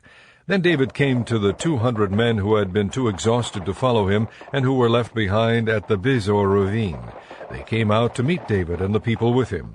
As David and his men approached, he greeted them. But all the evil men and troublemakers among David's followers said, "Because they did not go out with us, we will not share with them the plunder we recovered." However, each man may take his wife and children and go. David replied, "No, my brothers, you must not do that with what the Lord has given us. He has protected us and handed over to us the forces that came against us. Who will listen to what you say? The share of the man who stayed with the supplies is to be the same as that of him who went down to the battle. All will share alike." David made this a statute and ordinance for Israel from that day to this. When David arrived in Ziklag, he sent some of the plunder to the elders of Judah, who were his friends, saying, "Here is a present for you from the plunder of the Lord's enemies." He sent it to those who were in Bethel, Ramoth Negev, and Jatir, to those in Aroer, Siphmoth, Eshtemoa, and Rakal, to those in the towns of the Jerahmeelites and the Kenites, to those in Hormah, Borashan, Athak, and Hebron, and to those in all the other places where David and his men had roamed. Chapter 31. Now the Philistines fought against Israel. The Israelites fled before them, and many fell slain on Mount Gilboa. The Philistines pressed hard after Saul and his sons, and they killed his sons Jonathan, Abinadab, and Malchishua. The fighting grew fierce around Saul, and when the archers overtook him, they wounded him critically. Saul said to his armor-bearer, "Draw your sword, and run me through, or these uncircumcised fellows will come and run me through and abuse me." But his armor-bearer was terrified and would not do it. So Saul took his own sword and fell on it. When the armor-bearer saw that Saul was dead, he too fell on his sword and died with him. So Saul and his 3 sons and his armor-bearer and all his men died together that same day. When the Israelites along the valley and those across the Jordan saw that the Israelite army had fled and that Saul and his sons had died, they abandoned their towns and fled, and the Philistines came and occupied them. The next day when the Philistines came to strip the dead, they found Saul and his 3 sons fallen on Mount Gilboa. They cut off his head and stripped off his armor, and they sent messengers throughout the land of the Philistines to proclaim the news in the temple of their idols and among their people. They put his armor in the temple of the Ashtoreths, and fastened his body to the wall of Bethshan. When the people of Jabesh-Gilead heard of what the Philistines had done to Saul, all their valiant men journeyed through the night to Bethshan. They took down the bodies of Saul and his sons from the wall of Bethshan and went to Jabesh, where they burned them. Then they took their bones and buried them under a tamarisk tree at Jabesh, and they fasted 7 days.